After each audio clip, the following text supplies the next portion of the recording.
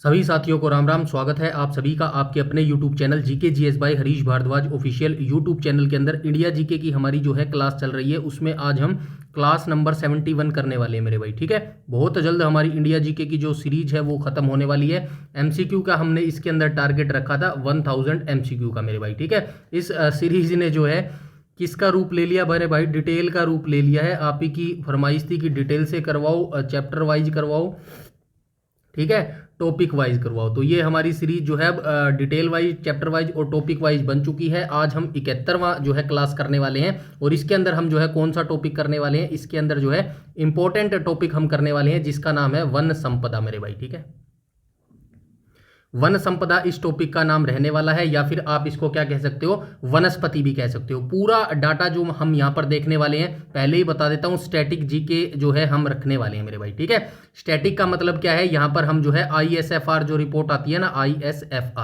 ISFR आती है ना, ठीक है, ISFR रिपोर्ट के बारे में यहाँ पे बिल्कुल भी चर्चा नहीं करेंगे। पहले हम जो है यहाँ पर स्टैटिक जो है वन देखेंगे। पहले हमें ये जानकारी होनी चाहिए भारत में जो है कितने प्रकार की वनस्पति पाई जाती है, कौन कौन से वन पाए जाते हैं, कहाँ कहाँ पाए जाते हैं, कितनी वर्षा उन पेड़ों को चाहिए होती है, ठीक है, कौन कौन से मुख्य वृक्ष जो है उन जंगलों के अंदर जो है पाए जाते हैं। ये सारा पूरा स्टैटिक जीके जो है हमें पता होना चाहिए। भारत के किसी भी एग्जाम की अगर आप तैयारी कर रहे हो, वनडे एग्जाम्स ले लो, PCS एग्जाम ले लो, इवन UPSC एग्जाम ले लो ना, वहां पर भी जो है इस टॉपिक से, वन संपदा से जो है स्टैटिक जीके के जो क्वेश्चन है वो पूछे जाते हैं। वीडियो थोड़ा सा पहले ही बता देता हूं, लंबा होने वाला है मेरे भाई।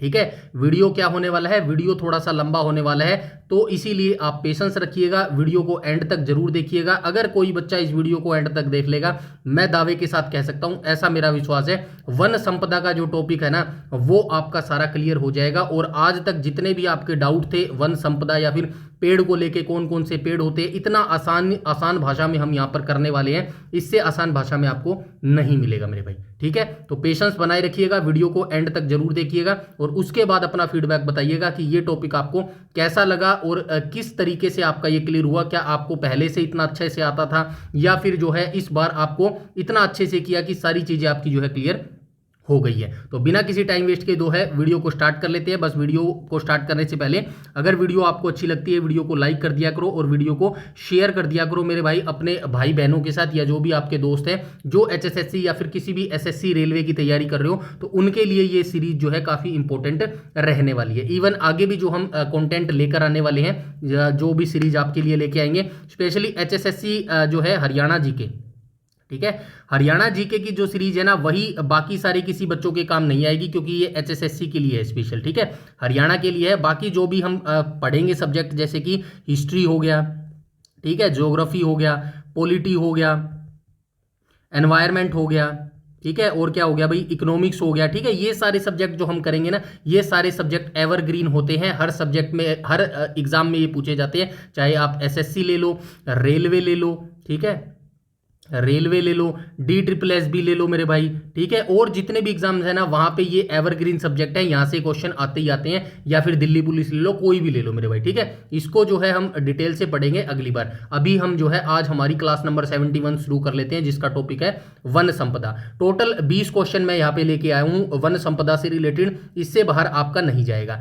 और इससे क्वेश्चन करने से पहले जो है स्टार्ट हम कहां पर चलेंगे, और इससे रिलेटेड जो है पूरी थ्योरी भी मैंने यहाँ पर लिख कर आपको दे दी है। कहां पर है ये देखो, क्वेश्चन नंबर 19, ये क्वेश्चन नंबर 20 यहाँ पे खत्म होएगा, यहाँ पे क्वेश्चन नंबर 20 जो है खत्म हो रहा है, और यहाँ से जो है इसकी थ्योरी स्टार्ट हो रही है। भारत की प्राकृतिक वनस्पति जो टॉपिक है वो यहाँ से स्टार्ट हो रहा है। पूरी थ्योरी मैंने यहाँ पर लिख कर दे दी है। फिर भी एक बार जो है ओवरव्यू मैं आपको लिख कर बताऊंगा, जिससे सारे डाउट जो है आपके क्लियर हो जाएंगे मेरे भाई। समझ गए, सारी चीज समझ गए। अब हम यहां से लिखना स्टार्ट करते हैं। एक एक चीज लिखूंगा, पहले ही बता रहा हूं वीडियो लंबे होने वाली है। जो लंबा चलना चाहता है, सीरियस कैंडिडेट है, वही वीडियो को अंत तक देख सकता है और उसी को देखनी चाहिए। अदरवाइज जो भाई 2-4 क्वेश्चन देखने के लिए आता है, वो बिल्कुल इस वीडियो को जो है स्किप कर सकता है मेरे भाई। आई बात समझ में? चलिए हम लिखना स्टार्ट करते हैं वन संपदा मेरे भाई। ठीक है, वन संपदा के बारे में सबसे पहले आपको यह पता होना चाहिए मेरे भाई, वनस्पति क्या होती है। वनस्पति क्या होती है, इसकी एक डेफिनेशन आपको पता होनी चाहिए। वनस्पति क्या होती है। डोंट वरी, ये सारी चीजें मैं सेव करके आपको दे दूंगा जैसे पिछली पीडीएफ में आपको मिली थी मेरे भाई, ठीक है। तो फॉर एग्जांपल वनस्पति किसको कहते हैं, कि वनस्पति किसको कहती है, जैसे कि यहाँ पे पेड़ हो गया मेरे भाई, ठीक है। ये ड्राइंग थोड़ी सी अजीब है बट आप चला लेना काम मेरे भाई, ठीक है। ये क्या है, ये पेड़ों के समूह है मेरे भाई, ठीक है। ये क्या है, ये पेड़ों के समूह है। तो सिंपल सी चीज है, आपको क्या पता लगा, पौधों के समूह को क्या कहते हैं, पौधों के समूह को क्या कहते हैं, वनस्पति कहते हैं मेरे भाई, ठीक है। पौधों के समूह को वनस्पति कहते हैं, ठीक है। क्या कहते हैं, वनस्पति कहते हैं। मतलब कि ऐसे मान के चलो, ऐसे पौधे, ठीक है, ऐसे पौधे आएगा ना, ऐसे पौधे जो मानव की सहायता के बिना, जो मानव की सहायता के बिना जंगली अवस्था में उगते हैं, जंगली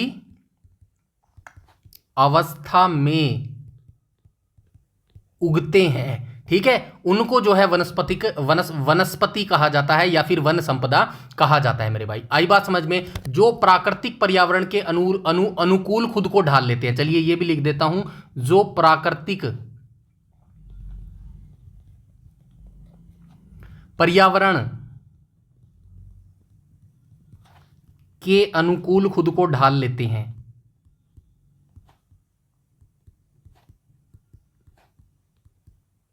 ढाल लेते हैं मेरे भाई, ठीक है। ढाल लेते हैं, वो प्राकृतिक वनस्पतियों के अंतर्गत आते हैं मेरे भाई, ठीक है। वो प्राकृतिक वनस्पतियों या वन संपदा के अंतर्गत आते हैं। आई बात समझ में, यहां तक सारी चीजें क्लियर है। बस ये डेफिनेशन है छोटी सी वन संपदा की या फिर वनस्पति की मेरे भाई, ठीक है। इसको सिंपल सा बस इतना सा याद रखना। अगर लंबी चौड़ी आपको चीज याद नहीं रहती है तो बस ये याद रखना, पौधे को समूह को जो है वन संपत्ति कहते हैं, वनस्पति कहते हैं मेरे भाई। आई बात समझ में, पौधों के समूह को वनस्पति कहते हैं या फिर वन संपदा कहते हैं मेरे भाई, ठीक है। अब हम चलते हैं आगे। अब इनको कई प्रकार में बांटा गया है। भौगोलिक तत्व, भौगोलिक तत्व, भौगोलिक तत्व कौन कौन से होते हैं, जैसे कि भाई भौगोलिक तत्व बहुत सारे होते हैं, जैसे कि वर्षा होती है, वर्षा होती है, आर्द्रता होती है, और क्या होता है, तापमान होता है, ठीक है, और क्या होता है, मिट्टी होती है। के आधार पर, ठीक है, के आधार पर भारत में अलग अलग प्रकार की वनस्पतियां पाई जाती हैं।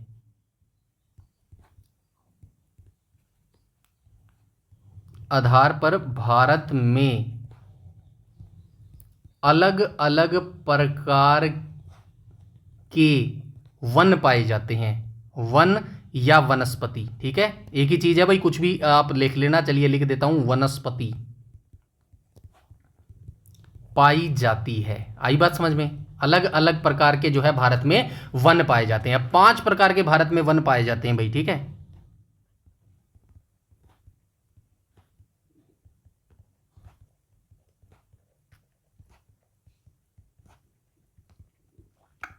आई बात समझ में, डायरेक्ट आपको याद रखना है भारत में कितने प्रकार के वन पाए जाते हैं। तो 5 प्रकार के भारत में वन पाए जाते हैं। एक एक करके सारी डिटेल बताऊंगा। पहले 5 प्रकार के वन देख लो। कौन सा, उष्ण कटिबंधीय, उष्ण नहीं आएगा, ये आएगा उष्ण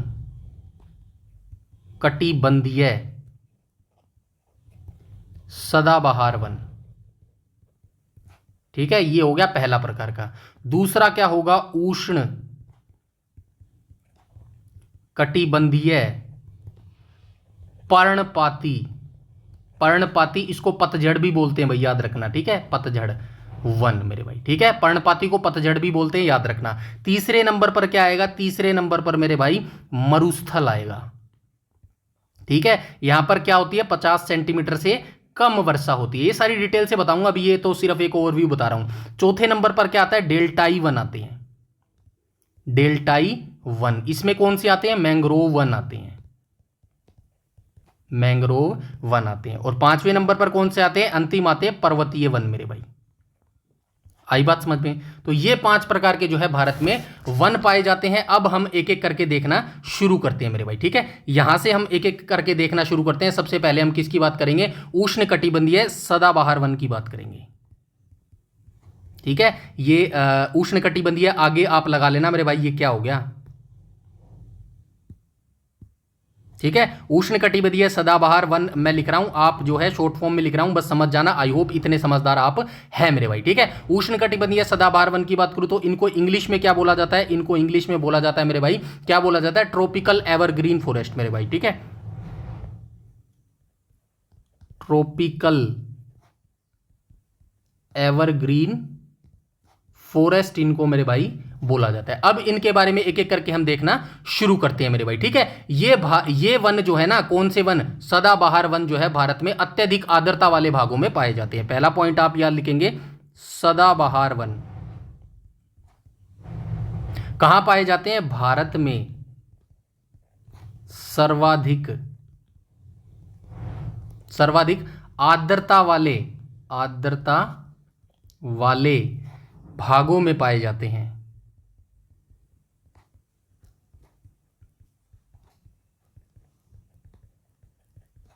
ठीक है। जिन क्षेत्रों में वार्षिक वर्षा, यहां पे लिख लो वार्षिक वर्षा कितनी चाहिए मेरे भाई इनको? वार्षिक वर्षा, तो वार्षिक वर्षा कितनी होती है मेरे भाई? वार्षिक वर्षा होती है 250 सेंटीमीटर से अधिक, 250 सेंटीमीटर से अधिक होती है मेरे भाई, ठीक है। आर्द्रता कितनी होती है? 70% से अधिक, आर्द्रता 70% से अधिक मेरे भाई, ठीक है। 70% से अधिक, वहां पर उष्णकटिबंधीय सदाबहार वन पाए जाते हैं मेरे भाई, ठीक है। वहां पर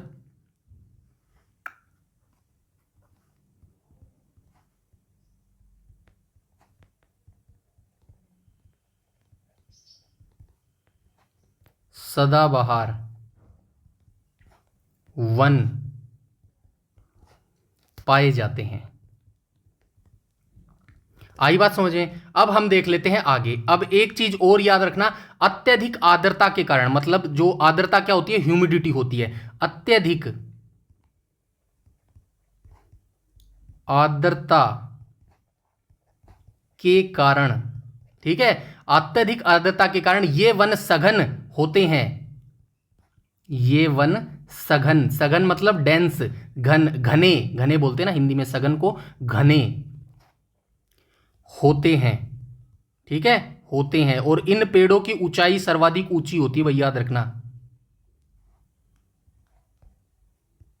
वृक्ष ऊंचे होते हैं, ठीक है। यहां तक सारी चीजें क्लियर हैं। अब हम चलते हैं आगे। भारत में कहां पाए जाते हैं? ठीक है, भारत में कहां कहां पाए जाते हैं? सबसे पहले ये असम में पाए जाते हैं मेरे भाई, ठीक है। सदाबहार वन कहां पाए जाते हैं? असम में पाए जाते हैं मेरे भाई, ठीक है। अरुणाचल प्रदेश में पाए जाते हैं, मेघालय में पाए जाते हैं, मणिपुर में पाए जाते हैं, मिजोरम में पाए जाते हैं, मिजोरम, मेघालय, मणिपुर, ठीक है, त्रिपुरा में पाए जाते हैं। और कहां पर पाए जाते हैं? अंडमान निकोबार द्वीप में पाए जाते हैं, अंडमान एंड निकोबार द्वीप में पाए जाते हैं। और कहां पाए जाते हैं? सह्याद्री में पाए जाते हैं। और कहां पर पाए जाते हैं? पश्चिमी घाट में पाए जाते हैं।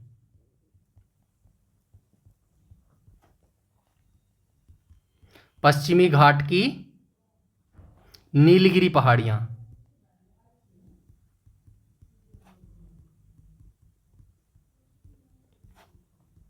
पहाड़ियों पर पाए जाते हैं मेरे भाई, ठीक है। तो ये चीज याद रखना, कहां कहां पाए जाते हैं, ये सारी चीजें मैंने यहां लिख दी, पाए जाते हैं। आई बात समझ में? चलिए मैं थोड़ा सा नक्शा बना के यहाँ पे दिखा देता हूँ। ये भारत का नक्शा है, फॉर एग्जाम्पल के लिए आप ऐसा सोचना अपने दिमाग में, और उसके बाद जो है मैं थोड़ा सा आपको बता देता हूँ कहाँ कहाँ पाए जाते हैं। तो ये यहाँ पाए जाते हैं भाई, ये जो मैं डार्क कर रहा हूँ ना, इस एरिए में जो है ये पाए जाते हैं, ठीक है। ये पश्चिमी घाट है ना, तो यहाँ पे पाए जाते हैं, ठीक है, तो इससे थोड़ा सा आप अंदाज़ा लग जाएगा। बाकी आप मैप में देखोगे ना तो वहाँ पे तो है अच्छे तरीके से आपको समझ आएगा मेरे भाई। ठीक है, अब थोड़ा सा और आप देखना, उष्ण कटिबंधीय जो ये सदाबहार वन है ना, यहाँ पे लिख देता हूँ सदाबहार वन, सदाबहार वन। ठीक है, सदाबहार वन वर्षा के आधार पर, वर्षा के आधार पर सदाबहार वनों को, सदाबहार वनों को दो कैटेगरी में डिवाइड किया गया है मेरे भाई। ठीक है, ठीक है, सदाबहार वनों को दो भागों में बांटा गया है मेरे भाई। ठीक है, तो दो भाग कौन कौन से हो जाएंगे, तो चलिए देख लेते हैं। पहला भाग कौन सा हो जाएगा, उष्ण कटिबंधीय आर्द्र सदाबहार वन,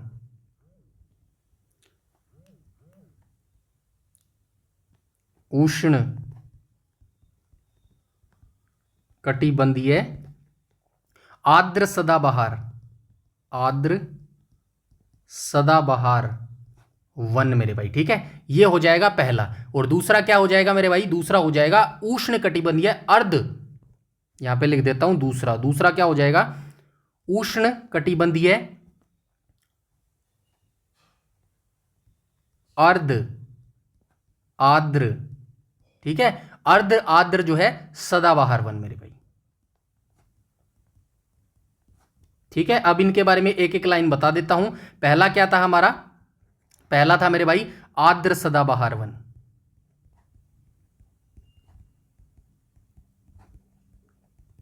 ठीक है, आर्द्र सदाबहार वन के बारे में आप ये याद रखेंगे, इस प्रकार के वन सदा हरे भरे रहते हैं।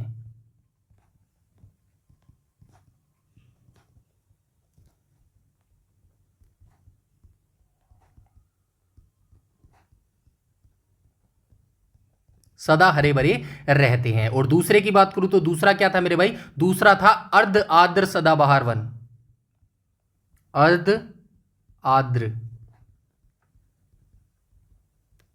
सदाबहार वन मेरे भाई। ठीक है, इसके बारे में क्या याद रखेंगे, इसके बारे में मेरे भाई आप ये याद रखेंगे कि भाई इस प्रकार के वन जो है, ऊपर वाले में हमने याद रखा इस प्रकार के वन जो है सदा हरे भरे रहते हैं। और सेकंड वाले में क्या आप याद रखेंगे, सेकंड वाले में आप ये याद रखेंगे ये वन भारत में सबसे महत्वपूर्ण व्यावसायिक वन है मेरे भाई। ठीक है, ये चीज हो गई। चलिए आगे चलते हैं, 1 सेकेंड, चलिए इसको भी देख लेते हैं। अर्ध आर्द्र सदाबहार वन, इसमें आप क्या याद रखेंगे, इस प्रकार के वन सदा हरे भरे नहीं रहते। आई बात समझ में, नहीं रहते अपोजिट हो जाएगा। अब इसमें एक चीज और आप याद रखेंगे, क्या याद रखेंगे, ये वन कौन से वन, अर्ध आर्द्र सदाबहार वन की मैं बात कर रहा हूं। ये वन भारत में सबसे महत्वपूर्ण, ये वन भारत में सबसे महत्वपूर्ण व्यावसायिक वन है मेरे भाई। ठीक है, व्यावसायिक वन हो जाएंगे मेरे भाई। ठीक है, व्यावसायिक वन मतलब जो बिजनेस वगैरह के लिए यूज किए जाते हैं ना पेड़ वगैरह, उनके लिए जो है अर्ध आर्द्र सदाबहार वन जो है काफी इंपॉर्टेंट है। अब एक क्वेश्चन पूछ लेते हैं मेरे भाई। ठीक है, क्वेश्चन में क्या पूछा जा सकता है भाई, भारत में महत्वपूर्ण, क्वेश्चन आपसे ये पूछेगा भारत में सबसे महत्वपूर्ण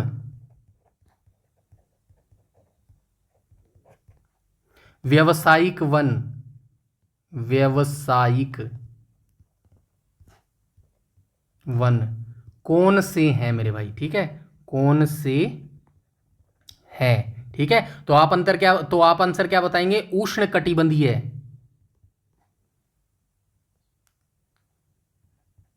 उष्ण कटिबंधीय अर्ध आर्द्र सदाबहार वन मेरे भाई। ठीक है, ऐसा जो है आप आंसर बताएंगे मेरे भाई। ठीक है, अब एक चीज और आप याद रखेंगे, यहां पे नोट लिख देता हूं। नोट में आपको क्या याद रखना है, नोट में आपको याद रखना है भारत में सबसे अधिक सघन वनों का क्षेत्र अरुणाचल प्रदेश में स्थित है मेरे भाई। ठीक है, भारत में सबसे अधिक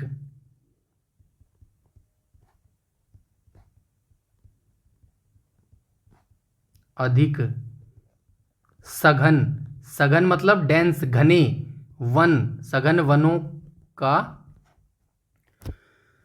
क्षेत्र कहां पर अवस्थित है? अरुणाचल प्रदेश में अवस्थित है। एपी से समझ लेना, अरुणाचल प्रदेश में जो है स्थित है मेरे भाई, ठीक है। आई बात समझ में? यहां तक सारी चीजें क्लियर है। अब हम चलते हैं आगे, और क्या याद रख सकते हैं इसके अंदर? अच्छा, इसके अंदर मुख्य वृक्ष याद रखने हैं भैया आपको, ठीक है। मुख्य वृक्ष, तो मुख्य वृक्ष कौन कौन से हो जाएंगे भाई? मुख्य वृक्ष हो जाएंगे सिनकोना हो जाएगा, और कौन सा हो जाएगा? रबड़ हो जाएगा, नारियल हो जाएगा, नारियल, और कौन सा हो जाएगा? बांस हो जाएगा, रोजवुड हो जाएगा, रोजवुड, शीशम बोलते हैं इसको, और क्या हो जाएगा? आयरन वुड हो जाएगा, ठीक है।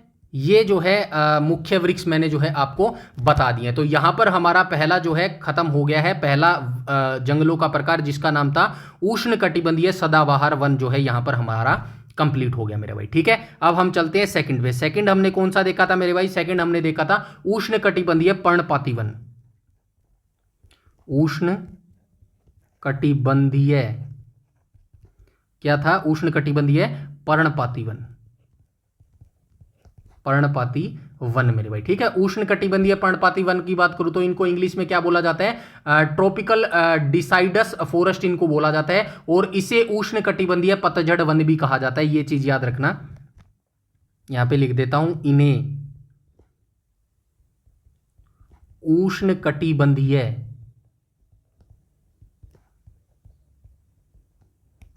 पतझड़ वन भी कहा जाता है, ठीक है मेरे भाई। आगे चलते हैं। अब आपको याद रखना है मेरे भाई, उष्णकटिबंधीय जो होते हैं पर्णपाती वन होते हैं, ये दो प्रकार के होते हैं मेरे भाई, ठीक है। यहां पे लिख देता हूं उष्णकटिबंधीय पर्णपाती वन, उष्णकटिबंधीय पर्णपाती वन मेरे भाई, ठीक है। तो ये दो प्रकार के होते हैं, यहां से आप देख लेना, एक प्रकार यहां पे आएगा और एक प्रकार मेरे भाई यहां पर आएगा, ठीक है। तो पहला प्रकार कौन सा हो जाएगा? उष्णकटिबंधीय आर्द्र पर्णपाती वन, उष्णकटिबंधीय आर्द्र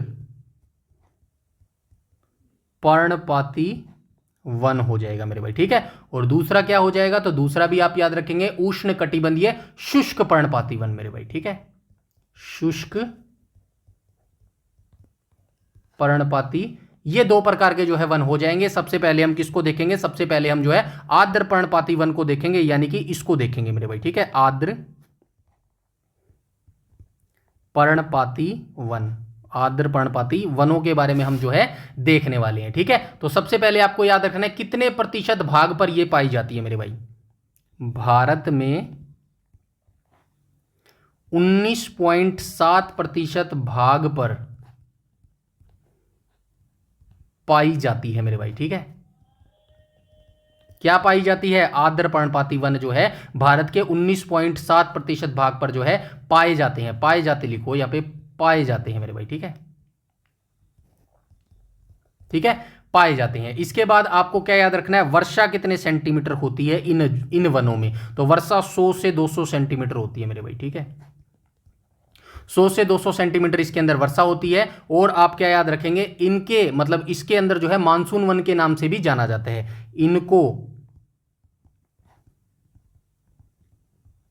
मानसून वन के नाम से भी जाना जाता है, ठीक है मेरे भाई। आगे चलिए आगे चलते हैं। अब आपको याद रखना है कहां पाए जाते हैं, मतलब ये जो आर्द्र पर्णपाती वन है ये कहां कहां पाए जाते हैं? तो ये पश्चिमी घाट की ढलान पर,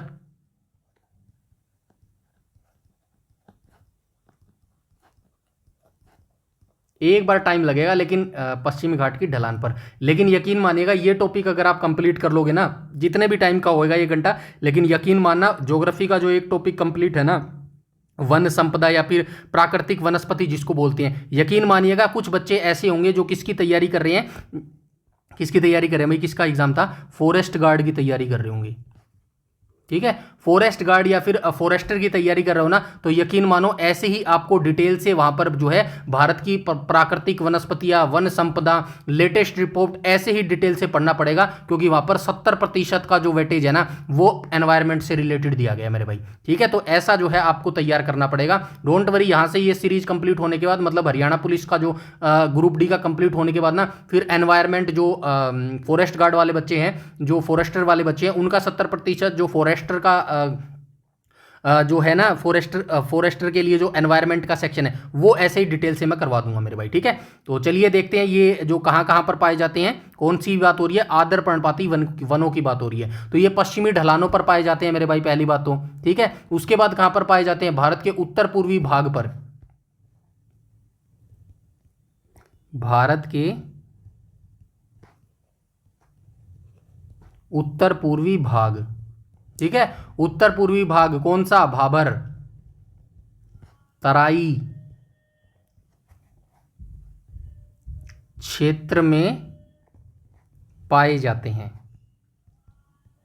आया कुछ याद, भाबर तराई से कुछ याद आया? जब हम भारत के भौगोलिक प्रदेश कर रहे थे वहां पे देखा था ना सबसे, एक सेकंड, 1 सेकंड मेरे भाई, सबसे पहले हमने क्या देखा था, सबसे पहले हमने जो है भारत के भौगोलिक प्रदेश देखे थे, और भौगोलिक प्रदेश में सबसे पहले हमने हिमालय भौतिक प्रदेश देखा था। उसके बाद हमने जो है कौन सा देखा था, हिमालय प्रदेश के बाद जो है हमने कौन सा देखा था, हमने देखा था भारत के जो मैदानी भाग था वो देखा था मेरे भाई। ठीक है, हिमालयी क्षेत्र में आया था ये भाबर तराई वाला। ठीक है, तो चलिए आगे चलते हैं। ऐसे ही जो है लिंक करके आप पढ़ेंगे तो सारी चीजें आपको याद हो जाएंगी मेरे भाई। ठीक है, तो भाबर तराई वाला क्षेत्र हो गया है। इसके बाद हम चलते हैं आगे मेरे भाई। अब देख लेते हैं इसमें कौन कौन से प्रमुख वृक्ष पाए जाते हैं। यहां पे लिख देता हूं प्रमुख वृक्ष। तो प्रमुख वृक्ष कौन कौन से पाए जाते हैं, सागौन का वृक्ष पाया जाता है, सागौन का, साल का वृक्ष पाया जाता है, आम का वृक्ष पाया जाता है, शीशम का वृक्ष पाया जाता है, और कौन सा होता है मेरे भाई, और चंदन का वृक्ष पाया जाता है। ठीक है, और महुआ का वृक्ष पाया जाता है, महुआ का वृक्ष पाया जाता है मेरे भाई। यहां तक सारी चीजें क्लियर है। एक चीज याद रखना, महुआ से यहां पे नोट डाल के लिख देता हूं, कई बार जो है वनडे एग्जाम्स में ऐसे क्वेश्चन पूछ लेता है, महुआ के फूलों से शराब बनाई जाती है। आई बात समझ में? अब बनाने मत लग जाना। ठीक है, ये बस एक इंफॉर्मेशन है। ठीक है, इसके बाद आप क्या याद रखेंगे, एक सागौन के बारे में भी नोट याद रखेंगे। सागौन जो ऊपर हमने बात करी ना सागौन के वृक्ष की, तो सागौन को इंग्लिश में क्या बोलते हैं, टेक बोलते हैं, TEA के टेक बोलते हैं मेरे भाई। ठीक है, भारत में सबसे ज्यादा बनाई जाती है, क्या बनाई जाती है, मतलब भारत में सबसे ज्यादा जो है ये कहां पर पाया जाता है, MP में पाया जाता है मेरे भाई। ठीक है, ये जो सागौन का वृक्ष है ना, ये डायरेक्ट आपसे पूछेगा भारत में सबसे ज्यादा कहां पाया जाता है,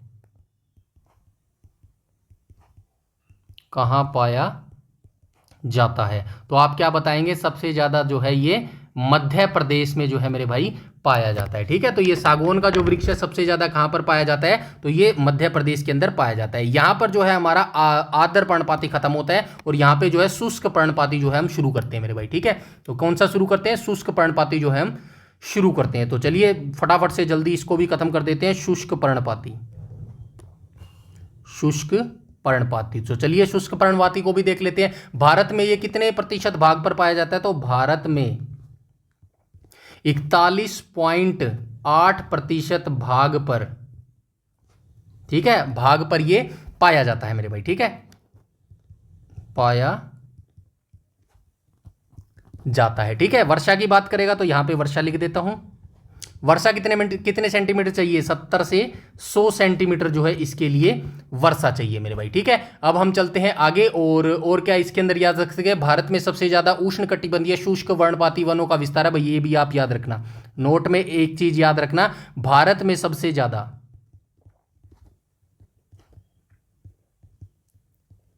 भारत में सबसे ज्यादा उष्ण कटिबंधीय,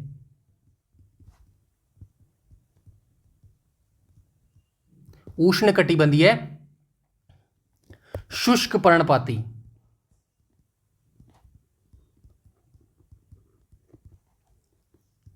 वन पाए जाते हैं। ठीक है, डायरेक्ट आपसे क्वेश्चन पूछेगा, बताइए भाई भारत में जो है सबसे ज्यादा जो है कौन से वन पाए जाते हैं, तो आप बताएंगे भारत में सबसे ज्यादा उष्णकटिबंधीय शुष्क पर्णपाती जो है वन पाए जाते हैं मेरे भाई। ठीक है, यहां तक सारी चीजें क्लियर हैं। आगे चलते हैं, ये वन कहां कहां पाए जाते हैं, तो कहां कहां वन पाए जाते हैं मेरे भाई? यूपी के अंदर पाए जाते हैं, उत्तर प्रदेश एमपी के अंदर पाए जाते हैं, मध्य प्रदेश महाराष्ट्र के अंदर पाए जाते हैं। ठीक है, यूपी एमपी महाराष्ट्र हो गया, उसके बाद आंध्र प्रदेश के अंदर पाए जाते हैं, कर्नाटक के अंदर पाए जाते हैं, तमिलनाडु में पाए जाते हैं। ठीक है, तमिलनाडु में जो है ये पाए जाते हैं। मुख्य वृक्ष की बात करूं तो कौन कौन से इसके अंदर वृक्ष पाए जाते हैं मेरे भाई? तो इसके अंदर वृक्ष पाए जाते हैं, आम का वृक्ष इसके अंदर पाया जाता है, शीशम का वृक्ष इसके अंदर पाया जाता है, और क्या भाई, बबूल और चंदन का वृक्ष पाया जाता है मेरे भाई। ठीक है,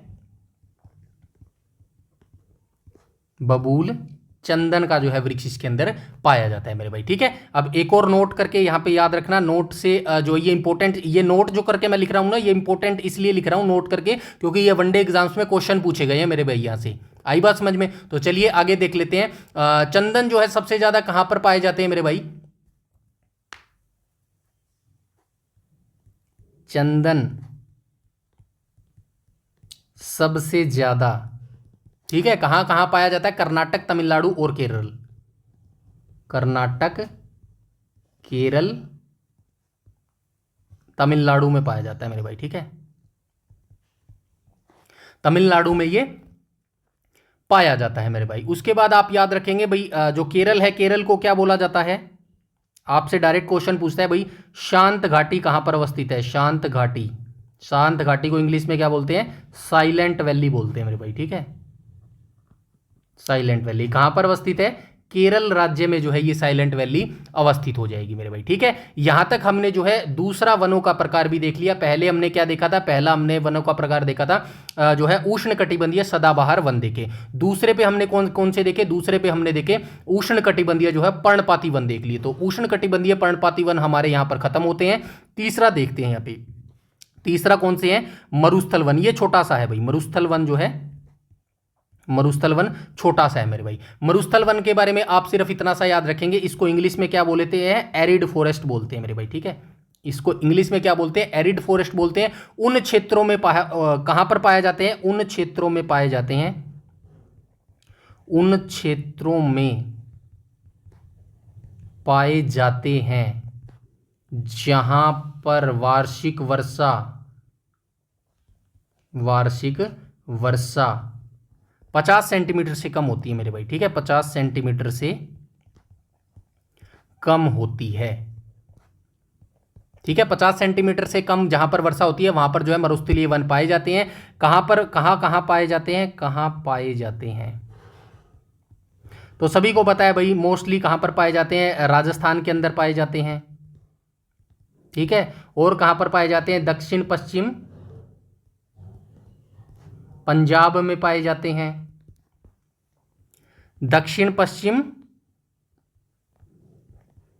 हरियाणा में पाए जाते हैं। अपना हरियाणा दक्षिण पश्चिम है ना, हरियाणा जो ये सिरसा हिसार वाला है पार्ट, यहां पर पाए जाते हैं। भिवानी में भी पाया जाता है। ठीक है, दक्षिण पश्चिम हरियाणा में पाया जाता है मेरे भाई। ठीक है, यहां पर इनका विस्तार है। प्रमुख वृक्ष की बात करूं तो कौन कौन से प्रमुख वृक्ष हैं? तो प्रमुख वृक्ष इसके अंदर कौन कौन से हैं? बबूल, खजूर, नागफनी, कैक्टस और खेजड़ी मेरे भाई। खेजड़ी आएगा ना। ठीक है, ये जो है प्रकार के वन पाए जाते हैं। कहां पर पाए जाते हैं? मरुस्थलीय वनों के अंदर जो है इन पेड़ों की अधिकता पाई जाती है। खेजड़ी को क्या बोला जाता है मेरे भाई? आपसे क्वेश्चन पूछेगा, बताइए जो मरुस्थल का राजा किसको बोला जाता है? तो खेजड़ी को।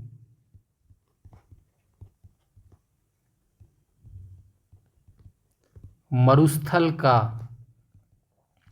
राजा कहा जाता है मेरे भाई। ठीक है, ये लाइन आप याद रखेंगे। और यहां पर हमारा मरुस्थलीय वन जो है खत्म होता है। अब हम कौन सा वन शुरू कर रहे हैं? डेल्टाई वन शुरू कर रहे हैं मेरे भाई। ठीक है, कौन सा वन शुरू कर रहे हैं? डेल्टाई वन शुरू कर रहे हैं, डेल्टाई वन। इनको क्या बोला जाता है? डेल्टाई वन को मैंग्रोव वन भी बोला जाता है मेरे भाई। ठीक है, डेल्टाई वन के बारे में क्या याद रखेंगे? इन्हें मैंग्रोव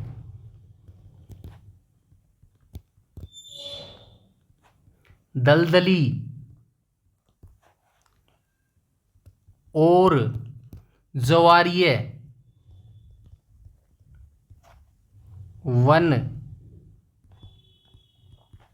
कहा जाता है मेरे भाई। ठीक है, ये वन गंगा, ब्रह्मपुत्र, स्वर्णरेखा, नदी, महानदी, कृष्णा नदी, कावेरी नदी, गोदावरी नदी,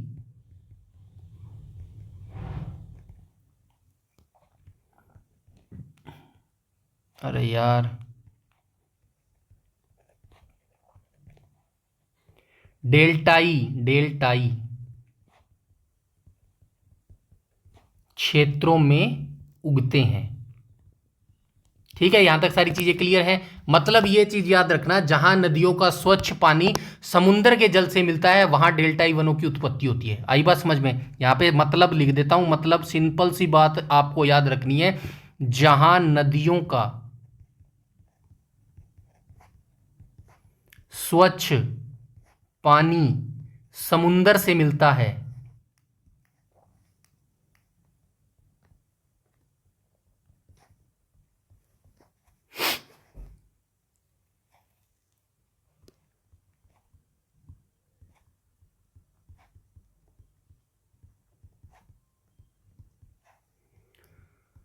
वहां डेल्टाई वनों की, वहां डेल्टाई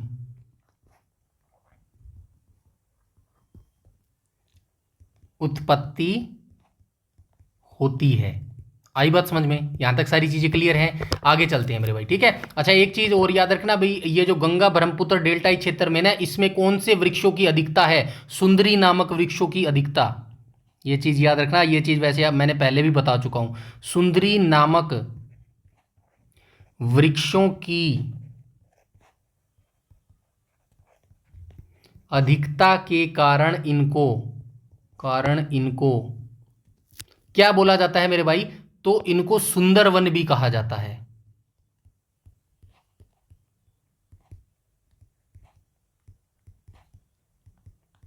कहा जाता है मेरे भाई। ठीक है, अब एक चीज और नोट करके यहां पे लिख रहा हूं, नोट करके आपको क्या याद रखना है? डेल्टाई क्षेत्रों में पाए जाने वाले मैंग्रोव वन चक्रवात के अवरोधों में महत्वपूर्ण भूमिका निभाते हैं। यह चीज जरूर याद रखना, डेल्टाई क्षेत्रों में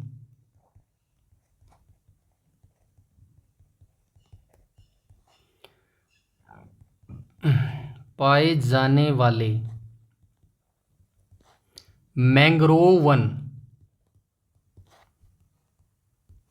चक्रवातों के अवरोधों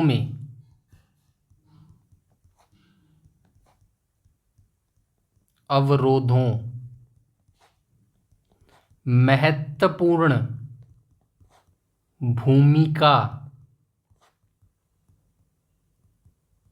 निभाते हैं। जैसे चक्रवात आते हैं ना, बहुत सारा जो बड़ी बड़ी जो है ज्वारीय टाइड आती हैं, अपने साथ बहुत सारा पानी बहा कर लाती है, तो उस समय जो ये पेड़ होते हैं ना, जो ये मैंग्रोव वन होते हैं, ये पूरे फैले होते हैं, पानी के अंदर होते हैं ये पेड़। ठीक है, और ये पानी के जो तेज जो बहाव आता है ना, उसको जो है ये रोक लेते हैं, यानी कि इतना तो नहीं रोक पाते, लेकिन उनकी जो स्पीड है ना उसको कम कर देते हैं। इसीलिए लिखा गया है डेल्टाई क्षेत्रों में पाए जाने वाले मैंग्रोव वन चक्रवातों के अवरोधों में जो है महत्वपूर्ण भूमिका निभाते हैं, यानी कि उनकी जो स्पीड है ना उसको काफी हद तक जो है वो कम कर देते हैं मेरे भाई। आई बात समझ में? यहां तक अब जो है एक चीज याद रखना, सबसे ज्यादा जो ये मैंग्रोव वन है, सबसे ज्यादा मैंग्रोव वन, ठीक है। अभी कौन सी आईएसएफ रिपोर्ट चल रही है मेरे भाई? सबसे ज्यादा मैंग्रोव वन, आईएसएफआर रिपोर्ट।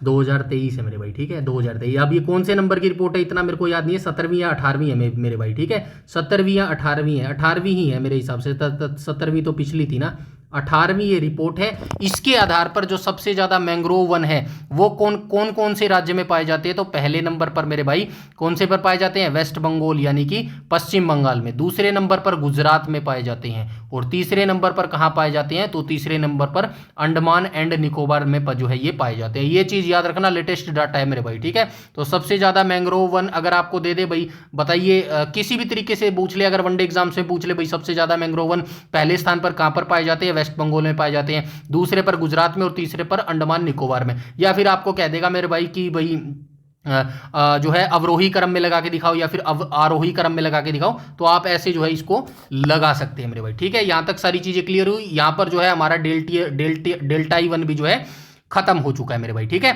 थोड़ा सा बता देता हूं, पहले पे हमने क्या पढ़ा, पहले पे हमने सदाबहार वन पढ़ा, ठीक है। दूसरे नंबर पर हमने क्या पढ़ा, दूसरे नंबर पर हमने पर्णपाती वन पढ़ा। तीसरे नंबर पर हमने क्या पढ़ा मेरे भाई, मरुस्थलीय वन पढ़ा। चौथे नंबर पर अभी हम क्या पढ़ के आए हैं, अभी हम डेल्टा ई वन पढ़ के आए हैं। अब पांचवें नंबर पर हम क्या पढ़ने जा रहे हैं, पर्वतीय वन पढ़ने जा रहे हैं। बस खत्म हुआ ना, कितना आसान लगा मेरे भाई, देखिए बस इतना सा खत्म कर दिया मैंने, थोड़ी थोड़ी चीजें थी वो बता दी, बस एक वन नीति तो आती है वो भी थोड़ी सी बता दूंगा, वहां से क्वेश्चन वनडे एग्जाम्स में कई बार पूछ लेता है, ठीक है, तो वो भी बता दूंगा, डोंट वरी, बस बने रहिएगा, वीडियो को अंत तक देखिएगा, उसके बाद जज कीजिएगा इस वीडियो को कि ये वीडियो आपके लिए कितने लाभदायक रही या फिर नहीं रही मेरे भाई, ठीक है। तो चलिए पर्वतीय वन को देख लेते हैं, यहां पर लिख देता हूं पर्वतीय वन मेरे भाई। पर्वतीय वन में आप याद रखेंगे भारत के हिमालय क्षेत्र में पाया जाता है, सिंपल सी बात है, पर्वतीय वन है तो जाहिर सी बात है हिमालय कहां पर है, हिमालय क्षेत्र में, भारत की हिमालय क्षेत्रों में पाया जाता है मेरे भाई, ठीक है। अब इसकी एक कुछ कंडीशन है, यानी कि 1000 से 2000 मीटर की ऊंचाई पर कौन से पाए जाते हैं वन, शीतोष्ण प्रकार के वन पाए जाते हैं मेरे भाई, ठीक है, शीतोष्ण वन पाए जाते हैं। ऐसे ही आपको याद रखना है 2000 से 3000 मीटर की ऊंचाई पर कौन से वन पाए जाते हैं, कोणधारी वन पाए जाते हैं। ऐसे ही 3000 से 4000 मीटर पर कौन से वन पाए जाते हैं, अल्पाइन वन पाए जाते हैं मेरे भाई, ठीक है, अल्पाइन वन पाए जाते हैं। 6000 से अधिक ऊंचाई पर कोई भी, अधिक ऊंचाई पर कोई वन नहीं पाया जाता, ठीक है, कोई वन या वृक्ष या वनस्पति नहीं पाई जाती। आई बात समझ में, यहां तक सारी चीजें क्लियर है। अब मैं थोड़ा सा एक नक्शा बना के थोड़ा सा बता देता हूं, यहाँ पे ये जैसे कि भारत है, ठीक है, ये भारत का पूर्वी है और ये जो है भारत का नक्शा हो गया। हिमालय कहाँ पर है, ये है हिमालय का हिस्सा, और यहाँ पर जो है वन पाए जाते हैं, हिमालय वन पाए जाते हैं मेरे भाई, ठीक है। यहाँ पे ये जो मैंने डार्क किया ना, यहाँ पर जो है ये सारे वन हमारे पाए जाते हैं मेरे भाई, ठीक है। अब मुख्य वृक्ष की बात कर लेते हैं इसके अंदर मेरे भाई, ठीक है, किसके अंदर, तो ये पर्वतीय वन के अंदर कौन कौन से जो है मुख्य वृक्ष पाए जाते हैं। तो मुख्य वृक्ष इसके अंदर भोजपत्र पाए जाते हैं मेरे भाई, ठीक है, भोजपत्र पाया जाता है, चीड़ का वृक्ष पाया जाता है मेरे भाई, स्प्रूस कैसे लिखेंगे, सप्रूस का पेड़ पाया जाता है, देवदार का पेड़ पाया जाता है, और क्या पाया जाता है, सिल्वर फर पाया जाता है, सिल्वर फर पाया जाता है। ये इतने प्रकार के जो है वृक्ष पाए जाते हैं। अब यहाँ पे जो वृक्ष दिए गए हैं जैसे कि भोजपत्र हो गया, चीड़ हो गया, देवदार हो गया, इनकी जो इंपॉर्टेंट चीजें है ना वो आपको लिखवा देता हूँ, डायरेक्ट वनडे एग्जाम्स में ये क्वेश्चन पूछता है मेरे भाई। यहाँ पे लिख देता हूँ भोजपत्र, तो भोजपत्र के बारे में आप याद रखेंगे, इसको बेतुला यूटिलिस के नाम से भी जाना जाता है, इसको बेतुला यूटिलिस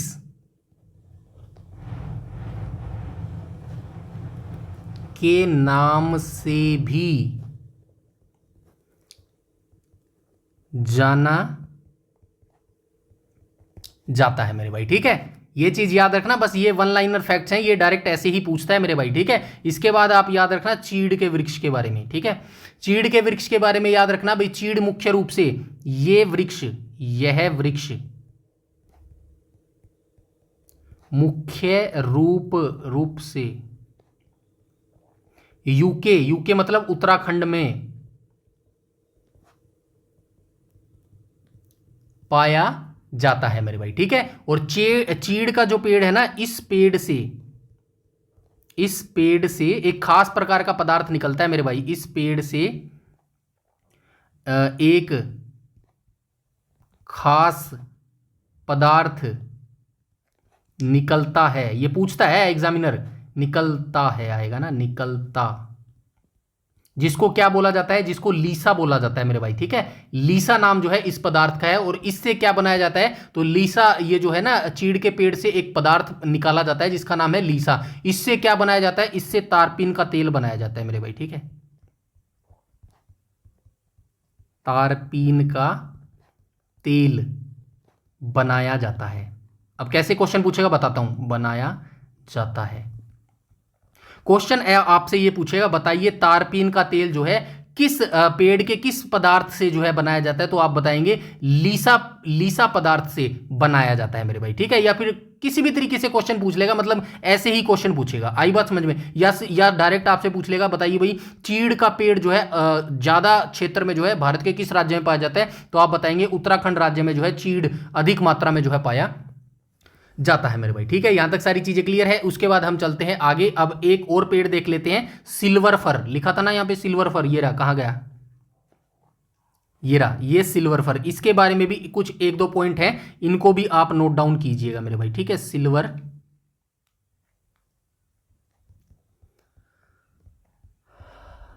फर मेरे भाई। ठीक है, वीडियो अच्छी लग रही हो तो लाइक और शेयर कर देना मेरा भाई प्लीज। देखिए मेहनत लग रही है। ठीक है, एक बार मेहनत इस पीडीएफ को बनाने में लगती है और दूसरी बार इस पीडीएफ को समझाने में लगती है मेरे भाई यहाँ पे। ठीक है, अदरवाइज जो पीडीएफ में लिखा है ना वही पढ़ के चला जाता तो आपको समझने में थोड़ी आसानी नहीं होती, जितना आसानी अब हो रही होगी। अब ये समझने के बाद अगर आप पीडीएफ पढ़ोगे ना जो ऊपर दी है, तो हर चीज आपको बिल्कुल आसान भाषा में समझ आएगी। नहीं आएगी तो प्लीज कमेंट में बता देना, ऐसा नहीं है तो मैं आपका भी टाइम बचा लूंगा और अपनी मेहनत भी बचा लूंगा मेरे भाई।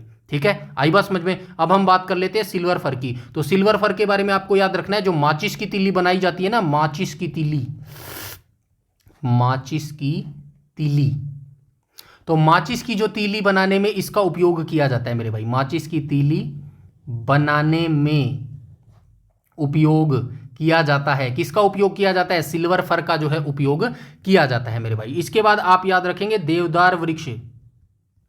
देवदार के बारे में क्या याद रखेंगे, समुद्र तल से सर्वाधिक ऊंचाई पर पाया जाने वाला पेड़। आपसे क्वेश्चन एग्जामिनर पूछेगा, बताइए निम्नलिखित कौन सा पेड़ है, निम्नलिखित ऑप्शनों में से कौन सा ऐसा ऑप्शन है जो समुद्र तल से सर्वाधिक ऊंचाई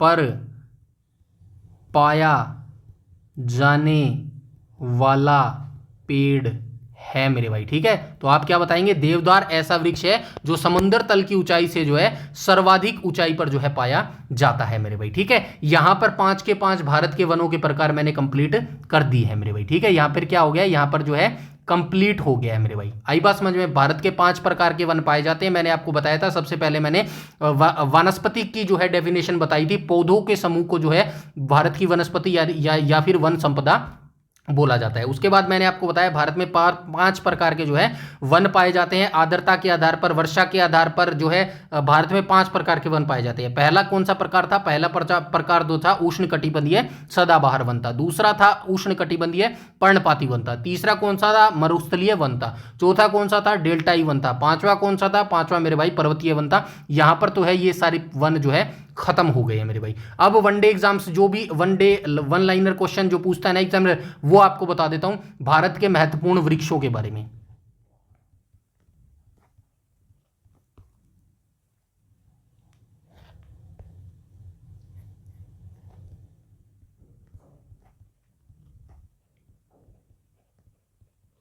यहां से क्वेश्चन पूछता है, जो महत्वपूर्ण वृक्ष है ना वहां से क्वेश्चन पूछता है मेरे भाई। तो सबसे पहले खैर वृक्ष है मेरे भाई, ठीक है, आपने देखा होगा यहां से खैर वृक्ष से क्वेश्चन क्या पूछते हैं। सबसे पहले आप ये याद रखेंगे, सर्वाधिक ये भारत के किस राज्य में पाया जाता है, यूपी का एक जिला है अलीगढ़, सबसे ज्यादा ये यहां पर पाया जाता है मेरे भाई, ठीक है। खैर वृक्ष जो है कहां पर पाया जाता है, यूपी के अलीगढ़ में पाया जाता है। दूसरा पॉइंट आप क्या याद रखेंगे, दूसरा पॉइंट आप ये याद रखेंगे, पान के चूने के साथ जिस कत्थे का प्रयोग किया जाता है, जिस कत्थे का प्रयोग किया जाता है, प्रयोग किया जाता है, किया जाता है मेरे भाई, ठीक है, इसी पेड़ से प्राप्त किया जाता है, उस कत्थे को किसी खैर वृक्ष से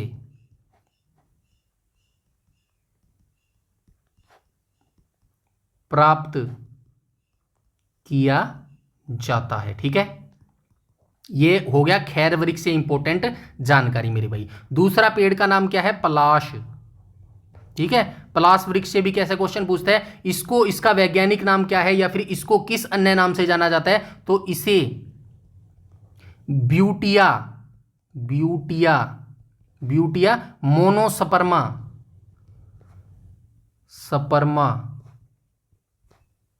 के नाम से भी जाना जाता है, ठीक है। यहां तक सारी चीजें क्लियर है, यहां तक जाना जाता है मेरे भाई। इस पेड़ को, किस पेड़ को, पलाश के पेड़ को जंगल की आग भी कहा जाता है मेरे भाई, जंगल की आग भी कहा जाता है मेरे भाई। और ये जो पेड़ है, कौन सा पेड़ है, पलाश पेड़ है, किसका राजकीय वृक्ष है, यूपी, उत्तर प्रदेश की राजधानी लखनऊ हो जाएगी, यूपी का राजकीय वृक्ष है मेरे भाई ये, ठीक है। यूपी का क्या है, ये एक राजकीय वृक्ष हो जाएगा। इसके बाद हम बात करेंगे, किसकी बात करेंगे मेरे भाई, फर्न की बात करेंगे। फर्न एक वृक्ष है, फर्न के बारे में इंपॉर्टेंट बस यही याद रखेंगे, इसमें, किसमें, फर्न में न तो फूल आता है, न तो फूल, और न ही बीज आता है मेरे भाई, ठीक है। हो सके भाई क्या पता एग्जामिनर का दिमाग घूम रहा हो और आपसे 4 ऑप्शन दे दे नीचे, पलाश दे दे, फर्न दे दे, खैर दे दे और देवदार दे दे, और कह दे बताइए निम्नलिखित में से जो है किस पौधे में जो है ना तो फूल आता है और न ही बीज आता है मेरे भाई। तो आप बताएंगे फर्न जो है ऐसा पौधा है जिसके अंदर ना तो बीज आता है और ना ही जो है मेरे भाई फूल आता है मेरे भाई, ठीक है। इसके बाद आप याद रखेंगे एक तेंदु वृक्ष है मेरे भाई, ठीक है, तेंदु पौधा है, ठीक है। सबसे ज्यादा ये कहां पर पाया जाता है, तो मध्य प्रदेश, झारखंड, छत्तीसगढ़, 2-3 राज्यों में ये पाया जाता है मेरे भाई, ठीक है। चलिए लिख देता हूं छत्तीसगढ़, एमपी लिख देता हूं, मध्य प्रदेश की जगह एमपी लिख देता हूं। और क्या, और ओडिशा में पाया जाता है, ओडिशा में ये पाया जाता है। अब तेंदु का सिर्फ एक इंपॉर्टेंट यूज है, ये इंपॉर्टेंट यूज याद रखना, इसका उपयोग कहां किया जाता है भाई, तेंदु का उपयोग कहां पर किया जाता है, अपने दिमाग में सोचो, मैं इतने लिख रहा हूं, इसका उपयोग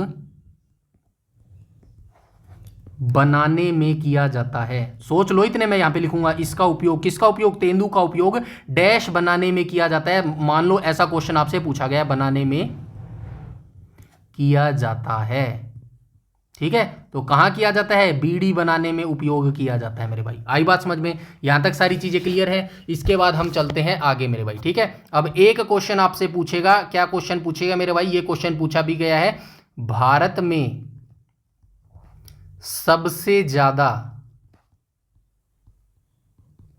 तेंदु पत्ते का उत्पादन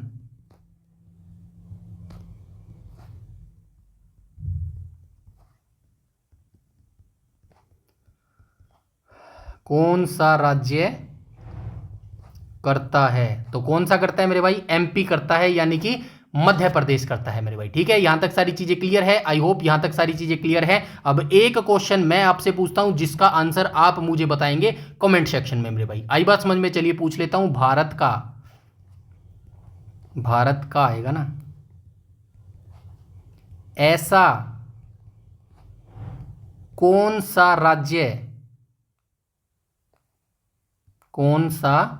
राज्य या यूटी यानी कि केंद्र शासित प्रदेश है जहां पर मैंग्रोव, ये क्वेश्चन पूछा गया है इसीलिए पूछ रहा हूं। मैंग्रोव सदाबहार, पर्णपाती, पतझड़। मैंग्रोव, पर्णपाती सभी वृक्ष पाए जाते हैं, ऑलमोस्ट सभी वृक्ष पाए जाते हैं मेरे भाई।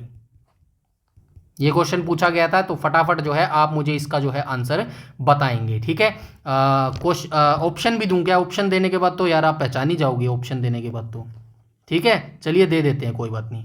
वेस्ट बंगाल हो जाएगा, दूसरे पे अंडमान एंड निकोबार हो जाएगा, तीसरे पे ओडिशा हो जाएगा, ओडिशा हो जाएगा, और चौथे पे क्या हो जाएगा मेरे भाई? चौथे पे क्या पूछा इसमें? मैंग्रोव पूछा ना, ठीक है, चौथे पे केरल दे देते हैं। चलिए अब बताओ इन चारों ऑप्शनों में से ऐसा कौन सा यूटी या फिर राज्य है जहां पर मेरे भाई मैंग्रोव, सदाबहार वन, पर्णपाती वन जो है ये पाए जाते हैं। आई थिंक आपको पता चल ही गया होगा मेरे भाई। ठीक है, चलिए कोई बात नहीं, आगे चलते हैं। इजी बनाना ही मेरा उद्देश्य है आपके लिए मेरे भाई। ठीक है, उसके बाद हम चलते हैं आगे। और क्या याद रख सकते हैं? अच्छा, एक चीज और आपको याद रखनी है, नोट करके यहां पे लिख देता हूं। फूलों की घाटी कहां पर अवस्थित है? ये एचएसएससी ने क्वेश्चन पूछा था कुछ टाइम पहले। फूलों की घाटी, ठीक है, फूलों की घाटी कहां अवस्थित है?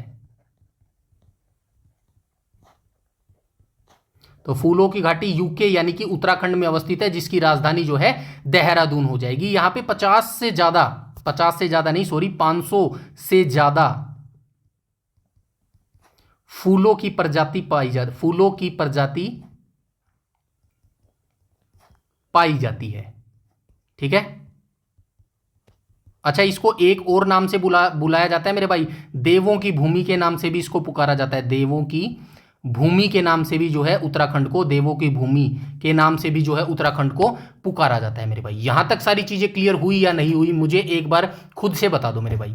कितना आसान तरीके से मैंने आपको समझाया, हुआ या नहीं हुआ? अभी और पड़ा है, थोड़ा सा और पड़ा है मेरे भाई, वो भी कंप्लीट कर लो। यकीन मानिएगा ये पूरी वीडियो देखने के बाद आप खुद इतना कॉन्फिडेंस से कहोगे मेरे भाई इससे तो मेरा जो है फॉरेस्टर वाला जो पेपर है उसकी भी आधे से ज्यादा तैयारी होगी मेरे भाई।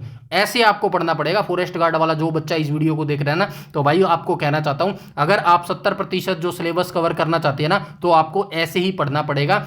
जो ज्योग्राफी की किताब है ना, उसके अंदर पर्यावरण मिक्स करके दिया गया है। टाइम लगेगा तो उसकी डिटेल से बुकलेट भी आपको मैं बता दूंगा, सब्जेक्ट बता दूंगा और चैप्टर बता दूंगा मेरे भाई। ठीक है, अदरवाइज इस सीरीज के खत्म होने के बाद, मतलब जो हरियाणा पुलिस का जब पेपर हो जाएगा ना, उसके बाद आपको कंप्लीट जो है मैं सिनारियो बना के दे दूंगा और आपकी तैयारी भी करवा दूंगा, एक एक चैप्टर करवा दूंगा ऐसे ही एनसीईआरटी के मेरे भाई। आई बात समझ में? तो बस आपको एक ही काम करना है मेरा, लाइक और शेयर कर देना सभी बच्चों के साथ, जहां पे भी ग्रुप में आप ऐड हो, जो भी आपको लगे कि ये भाई सीरियसली तैयारी कर रहा है, तो बस मेरी वीडियो उस भाई को दे देना, उसके जरूर काम आएगी मेरे भाई। ठीक है, फालतू जो बगलोल होते हैं ना, उनको शेयर नहीं करना है मेरे भाई। आई बात समझ में? चलिए आगे चलते हैं। अब हम क्या देख लेते हैं? राष्ट्रीय वन नीति देख लेते हैं मेरे भाई। ठीक है, यहां से क्वेश्चन पूछता है राष्ट्रीय वन नीति। बस 4-5 लाइन और है, इसको और देख लो। इसके बाद चैप्टर आपका कुछ भी नहीं बचा। जो प्राकृतिक वन संपदा था ना, इसके बाहर नहीं जाएगा, ये मैं लिख के दे सकता हूं मेरे भाई। आई बात समझ में? तो चलिए राष्ट्रीय वन नीति को भी फटाफट से हम देख लेते हैं मेरे भाई। ठीक है, तो चलिए इसको देख लेते हैं। राष्ट्रीय वन नीति भारत में आने से पहले, राष्ट्रीय वन नीति भारत में आने से पहले क्या था? 1855 में कौन होता था भाई? 1855 में वायसराय कौन होता था? डलहौजी होता था, जिसने 1853 में पहली रेल चलाई थी। हिस्ट्री में पढ़ते हैं ना हम, 1855 में लॉर्ड डलहौजी, 1855 में लिखो ना, डलहौजी ने पहली बार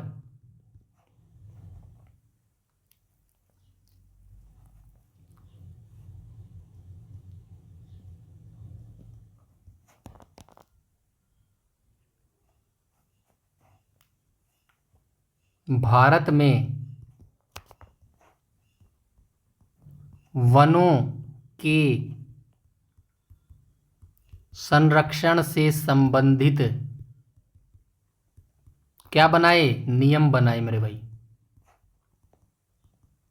ठीक है। इसके बाद आप क्या याद रखेंगे, इसके बाद आप याद रखेंगे 1894, ये इंपॉर्टेंट है, ये वाला चाहे तो आप स्किप कर देना, ये ज्यादा नहीं पूछता, लेकिन 1894 जो है ये पूछता है मेरे भाई। इस समय जो है वायसराय कौन था, लॉर्ड एल्गिन था मेरे भाई। ठीक है, लॉर्ड एल्गिन द्वितीय होता था, क्या होता था, वायसराय होता था। ठीक है, इसने क्या किया, पहली बार राष्ट्रीय वन नीति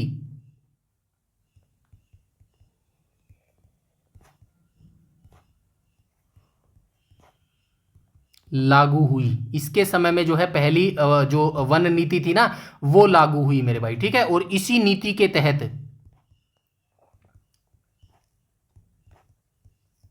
इसी नीति के तहत फॉरेस्ट डिपार्टमेंट की स्थापना हुई।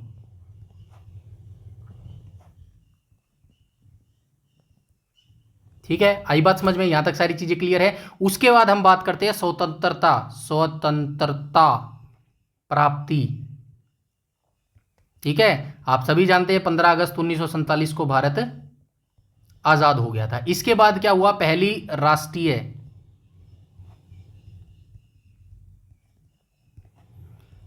वन नीति 1952 में घोषित हुई, जिसे 1988 में संशोधित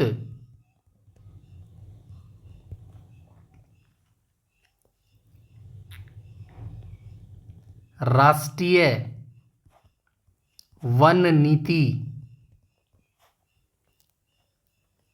1988 की घोषणा की गई।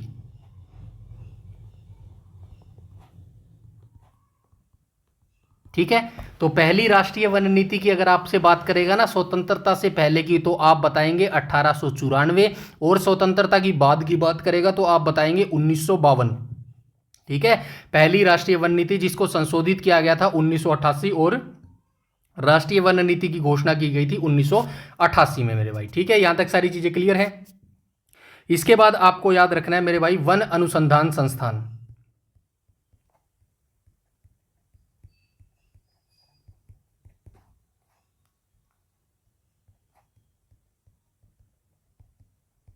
इंग्लिश में क्या बोलते हैं, FRI, फुल फॉर्म बता दो फटाफट से। ठीक है, इसकी स्थापना कब हुई थी, 1906 में हुई थी मेरे भाई। कहां पर हुई थी, उत्तराखंड देहरादून में मेरे भाई। ठीक है, ठीक है, तो ये चीज आप याद रखेंगे मेरे भाई। वन अनुसंधान संस्थान जो है भारत में कहां पर अवस्थित है, देहरादून में अवस्थित है, जिसकी स्थापना 1906 में हुई थी। अब बस एक और पॉइंट रह गया, इसको और याद रखो, फटाफट से चैप्टर को खत्म करते हैं, जिसका नाम है भारतीय वन सर्वेक्षण। थोड़ा लंबा हो गया क्या टॉपिक, आप ही बोल रहे थे लंबा करो लंबा करो, लो लंबा कर दिया। ठीक है, अब तो बोर नहीं हो रहे ना। अब ये मत कहना प्लीज़, इतना डिटेल से भी मत कराओ मेरे भाई। ठीक है, चलिए, भारतीय वन सर्वेक्षण की बात करें तो इसको इंग्लिश में क्या बोलते हैं, फॉरेस्ट सर्वे ऑफ इंडिया।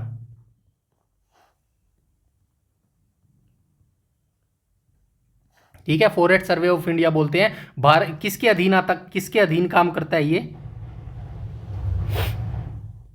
पर्यावरण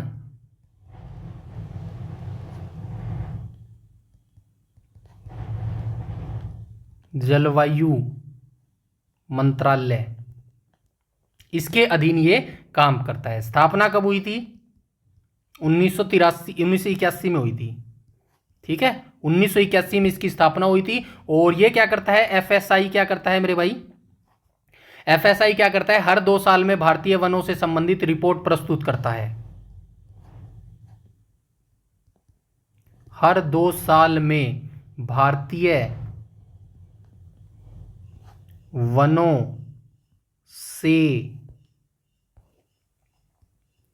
संबंधित रिपोर्ट, जिसको क्या बोलते हैं, ISFR बोलते हैं मेरे भाई। ठीक है, इंडियन स्टेट फॉरेस्ट रिपोर्ट इसको बोलते हैं, हर 2 साल में आती है। 2023 में लेटेस्ट रिपोर्ट आई थी, अभी तक 2025 में नहीं आई है, लास्ट तक आएगी, दिसंबर तक आएगी मेरे भाई। ठीक है, तो ये संबंधित रिपोर्ट जो है ISFR प्रस्तुत करता है मेरे भाई, बस प्रस्तुत करता है। लो खत्म।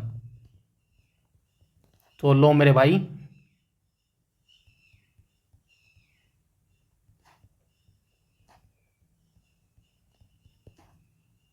क्या लिखूं? चैप्टर लिख देते हैं।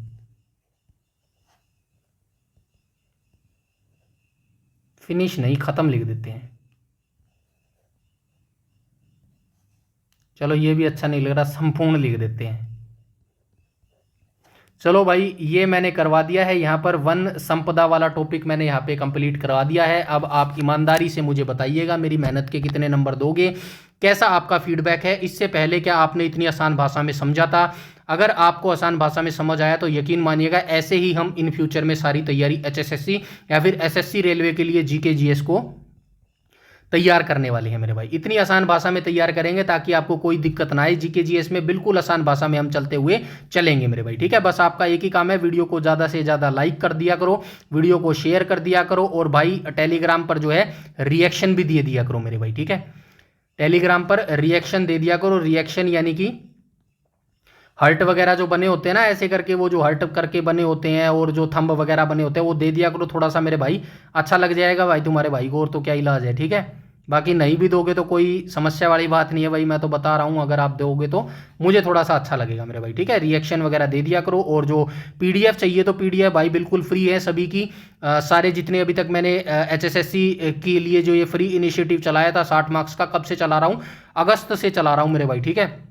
अगस्त 2025 से चला रहा हूं। इसको बोलते हैं मेरे भाई कंसिस्टेंसी। एक दिन भी ऐसा नहीं गया जिस दिन क्लास नहीं आई हो। हाँ मान सकता हूं जिस दिन तबीयत खराब हुई होगी या फिर मुझे पर्सनली काम हुआ होगा, उस दिन का मैं कह नहीं सकता, अदरवाइज किसी दिन मैंने जो है क्लास ना ली ऐसा नहीं गया होगा। कुछ बच्चे रेगुलरली जुड़े हुए हैं, उनसे भी पूछ लेना मेरे भाई, ठीक है। तो अगर मैं कंसिस्टेंसी रख सकता हूं अगस्त 2025, यही सीरीज देख लो यार, इंडिया जीके की हमारी सीरीज चल रही है। इंडिया जीके की सीरीज में हम कहां तक पहुंच गए मेरे भाई? आज हम चैप्टर नंबर 71 कर रहे हैं, क्लास नंबर 71 कर रहे हैं, और 75 क्लास तक चलेगी। जो बच्चा इंडिया जीके प्रिपेयर कर रहा है स्पेशली एचएसएससी के लिए, मैं दावे के साथ कह सकता हूं ये 75 क्लास देख लेना। उसके बाद आप खुद बता देना इंडिया जीके आपकी कितनी तैयार हुई और कितना इस सीरीज से जो है एचएसएससी का भी जो हरियाणा पुलिस एग्जाम आएगा ना, खुद देख लेना उस एग्जाम में जो है कितना आएगा इस 75 सीरीज के अंदर से। मैं नहीं बताऊंगा, ना आपको बताने की जरूरत है, आप खुद से कहना कि इस सीरीज से आपको बेनिफिट हुआ है या फिर नहीं हुआ है मेरे भाई। आई बात समझ में? तो इसीलिए बोलता हूं डिटेल से पढ़ना पड़ेगा, टाइम देना पड़ेगा, प्रॉपर आपको बैठना पड़ेगा, किताबों में घुसना पड़ेगा, कंसिस्टेंस रहना पड़ेगा, फोकस आपको करना पड़ेगा, तब जाके जो है आप कॉन्फिडेंस हो पाओगे कि हाँ मैं एग्जाम क्लियर कर पाऊंगा। अदरवाइज बहुत ज़्यादा मुश्किल है मेरे भाई वर्तमान में सरकारी नौकरी लगना मेरे भाई, ठीक है। बाकी आप मेरे से कहीं ज़्यादा समझदार है, मुझे पता है, बताने की ज़रूरत नहीं है। बस टेलीग्राम ज्वाइन कर लेना और जो है सारी पीडीएफ आपको जो है एक साथ मिल जाएगी मेरे भाई, ठीक है। और एक चीज़ के लिए मैं क्षमा चाहता हूं आपसे, बहुत सारे बच्चे जो है इतने अच्छे अच्छे कमेंट्स करते हैं डेली मेरी वीडियोस के ऊपर, मैं उनका रिप्लाई नहीं कर पा रहा। तो यहाँ पे आपको बोल रहा हूँ मेरे भाई, टाइम मिलते ही जो है आपका सारों का मैं रिप्लाई करूंगा, या फिर एक दिन हम एक काम करेंगे, इस वीडियो के अंदर बताना जो मैं बोल रहा हूँ उसको सुनो। एक दिन जो है संडे के दिन हम जो है हम लाइव लेंगे, लाइव क्लास लेंगे। लाइव क्लास पढ़ाने के लिए नहीं, जो बगलोल वाली क्लास होती है ना, फालतू की बकवास वाली क्लास, उसके दिन हम अंदर जो है हम जो है लाइव क्लास के अंदर बकवास करेंगे। आप भी मेरे बारे में जानेंगे, मैं भी आपके बारे में जानूंगा, और उस दिन हम बकवास करेंगे, सारी जो है बकवास करेंगे मेरे भाई, ठीक है। तो बस एक दिन हम जो है स्पेशली मिलेंगे और बात करेंगे। उससे पहले जो है हम अच्छे से स्टडी करेंगे ताकि हमारा जो है फ्यूचर सिक्योर हो सके मेरे भाई, ठीक है। यहां तक सारी चीजें क्लियर है। तो पीडीएफ डाउनलोड करने के लिए टेलीग्राम को ज्वाइन करना बेहद जरूरी है मेरे भाई, ठीक है। आज के लिए इतना ही रखते हैं। और एक और बात बता देता हूं, आज हमारी जो है 71 क्लास स्टार्ट हो गई है। 72वीं क्लास में हम क्या करेंगे और 73वीं क्लास में क्या करेंगे, ये मैंने टॉपिक फिक्स कर दिए हैं। 74वीं क्लास में और 75वीं क्लास में क्या करेंगे, इसके टॉपिक जो है अभी डिसाइड नहीं हुए हैं। अगर आपके मन में कोई ऐसा सब्जेक्ट है, माफ कीजिएगा सब्जेक्ट की बात कर रहा हूं, टॉपिक है जो भूगोल का फेवरेट टॉपिक है, या फिर एचएसएससी या फिर जो भी वनडे एग्जाम्स है वहां पर क्वेश्चन पूछे जाते हैं, तो 74वां और 75वां टॉपिक आप मुझे कमेंट करके बता दो कि इस टॉपिक को करवा दे मेरे भाई, तो मैं वो टॉपिक भी करवा दूंगा मेरे भाई। आई बात समझ में? तो आज के टॉपिक को हम यहीं पर विराम देते हैं। मिलते हैं कल वाली क्लास में, एक बेहतरीन क्लास में। तब तक अपना ध्यान रखना मेरे भाई, अच्छे से पढ़ाई करते रहना। पढ़ाई का कोई शॉर्टकट नहीं है, सक्सेस का कोई शॉर्टकट नहीं है। फालतू बातों में आपको नहीं उलझना है मेरे भाई, ठीक है। कौन क्या कर रहा है इससे आपको कोई मतलब नहीं है, बस आपको अपनी स्टडी पर ध्यान देना है मेरे भाई, ठीक है। तो मिलते हैं कल वाली क्लास में, अपना ध्यान रखिएगा। तब तक के लिए जय हिंद।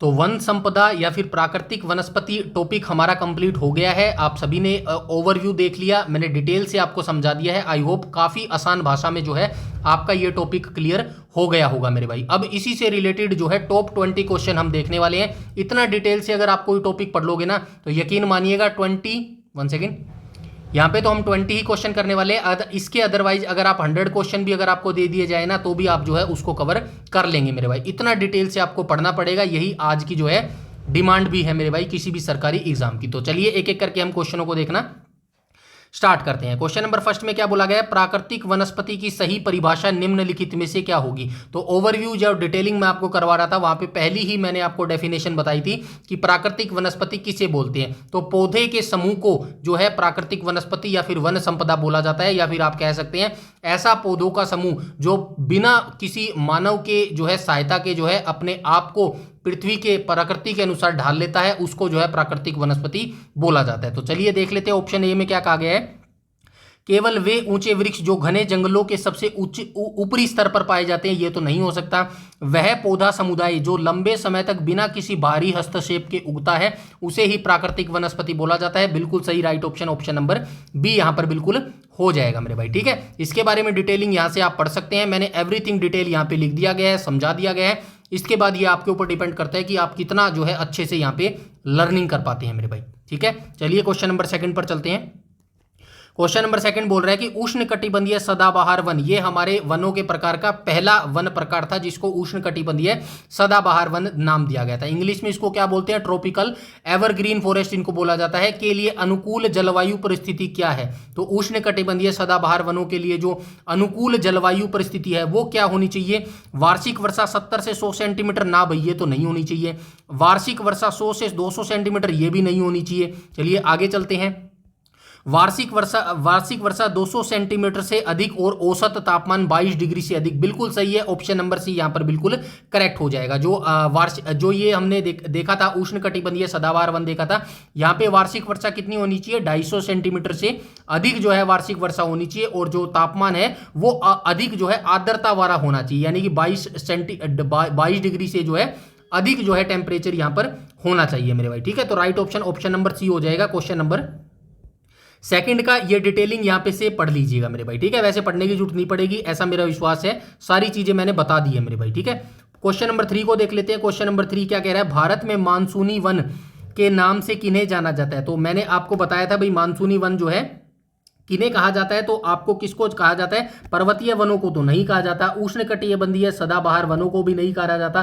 तो राइट ऑप्शन क्या हो जाएगा, उष्ण कटिबंधीय पर्णपाती वन, इनको क्या बोला जाता है, इनको जो है मानसून वन के नाम से भी जो है पुकारा जाता है मेरे भाई। ठीक है, मानसून वन के नाम से भी इनको पुकारा जाता है। राइट ऑप्शन क्या हो जाएगा, ऑप्शन नंबर सी यहां पर बिल्कुल करेक्ट हो जाएगा। यहां से देख लेना, भारत के सबसे व्यापक वन यही है, उष्ण कटिबंधीय पर्णपाती वन भारत में सबसे अधिक क्षेत्रफल पर फैले हुए हैं। इन्हें जो है मानसूनी वन इसलिए कहा जाता है क्योंकि ये उन क्षेत्रों में पाए जाते हैं जहां वर्षा मौसमी होती है। 70 से 200 सेंटीमीटर जो है यहाँ पर वार्षिक वर्षा होती है मेरे भाई। ठीक है, चलिए आगे चलते हैं। मौसमी वन या फिर मानसूनी वन तो आप लिंक कर पा रहे हैं ना, यहाँ पे क्या बोला गया, यहाँ पे मानसूनी वन बोला गया। मानसूनी वन का मतलब क्या है, मानसून आता है। अभी क्या चल रहा है, अभी मई का महीना चल रहा है। ठीक है, मई का मतलब यानी कि अगले महीने जून के महीने से जो है मानसून सक्रिय हो जाएगा, और केरल सबसे पहले जो है केरल पर जो है दस्तक देगा मानसून, इसी को जो है मानसून वन जो है बोला जाता है मेरे भाई। ठीक है, उष्ण कटिबंधीय पर्णपाती वन, वार्षिक वर्षा जो है 100 सेंटीमीटर से 200 सेंटीमीटर के जो है आसपास यहाँ पर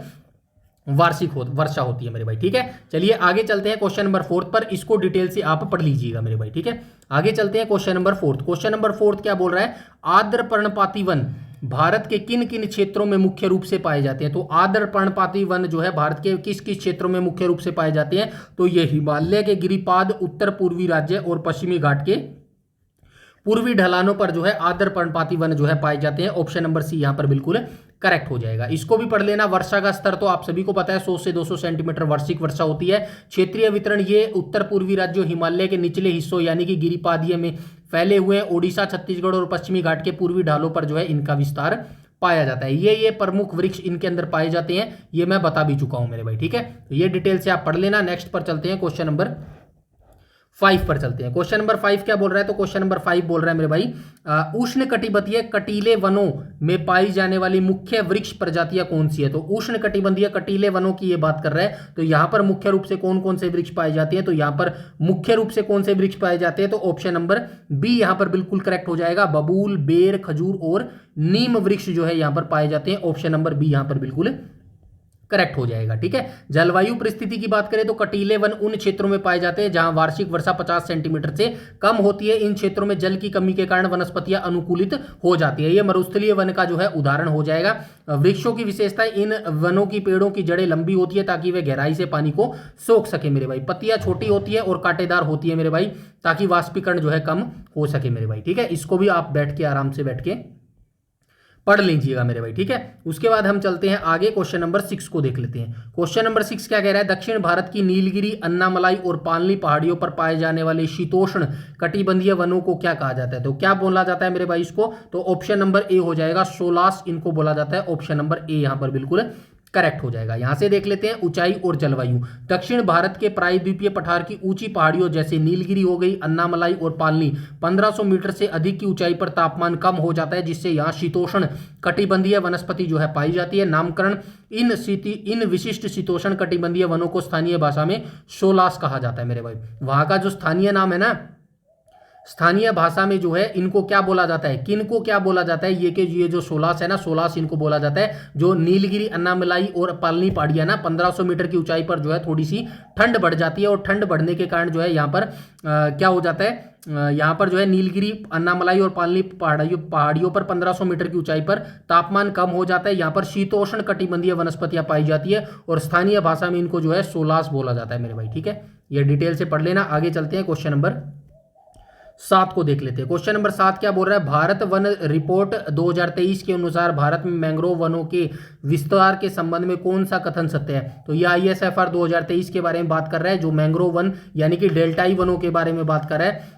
इसका राइट आंसर क्या हो जाएगा? चलिए देख लेते हैं। भारत में कुल मैंग्रोव कवर 6740 वर्ग किलोमीटर है मेरे भाई। ठीक है, तो चलिए आगे चलते हैं, एक बार और देख लेते हैं। भारत में कुल मैंग्रोव कवर 4991 वर्ग किलोमीटर है, जो विश्व के कुल मैंग्रोव का लगभग 3% है। यही राइट ऑप्शन हो जाएगा। ऑप्शन नंबर बी यहां पर बिल्कुल करेक्ट हो जाएगा। ISFR 2023 के अकॉर्डिंग देख लेना, सटीक क्षेत्रफल भारत का कुल मैंग्रोव कवर 4991.68 वर्ग किलोमीटर है। इसे राउंड फिगर में 4992 वर्ग किलोमीटर भी लिखा जाता है। भारत का प्रतिशत, यह भारत के कुल भौगोलिक क्षेत्रफल का मात्र 0.15% है। विश्व में स्थान की बात करूं तो दक्षिण एशिया के मैंग्रोव का भारत में लगभग 45% हिस्सा है, लेकिन वैश्विक स्तर पर यह हिस्सा लगभग 3% है मेरे भाई। ठीक है, तो अग्रणीय राज्य मैं बता चुका हूं। पहले नंबर पर जो मैंग्रोव वृक्ष पाए जाते हैं, पहले नंबर पर पश्चिम बंगाल है, दूसरे नंबर पर गुजरात है, और तीसरे नंबर पर अंडमान और निकोबार पाया जाता है मेरे भाई। क्वेश्चन नंबर 8 को देख लेते हैं। 8 क्या कह रहा है? नई राष्ट्रीय वन नीति 1988 के अनुसार, पहला बताया था ना, पहला जो है क्या था? पहला था 1952। ठीक है, यह स्वतंत्रता के बाद पहली थी 1952, जिसको संशोधित करके 1988 में लागू किया गया था मेरे भाई। ठीक है, और अगर स्वतंत्रता से पहले की बात करेगा तो क्या याद रखेंगे? 1894 याद रखेंगे मेरे भाई। ठीक है, तो प्रतिशत भाग पर वन पाए जाते हैं, 33% वनों पर जो है भाग पर वन होने चाहिए मेरे भाई। ठीक है, 33% ये आप याद रखेंगे मेरे भाई। ठीक है, उसके बाद हम चलते हैं आगे, क्वेश्चन नंबर 9 को देख लेते हैं। क्वेश्चन नंबर 9 क्या बोल रहा है? सामाजिक वानिकी के अंतर्गत कृषि वानिकी का क्या अर्थ है? तो सामाजिक वानिकी जो सोशल फॉरेस्ट्री होती है, इसके अंतर्गत एक कृषि वानिकी है मेरे भाई। इसका क्या अर्थ हो जाएगा?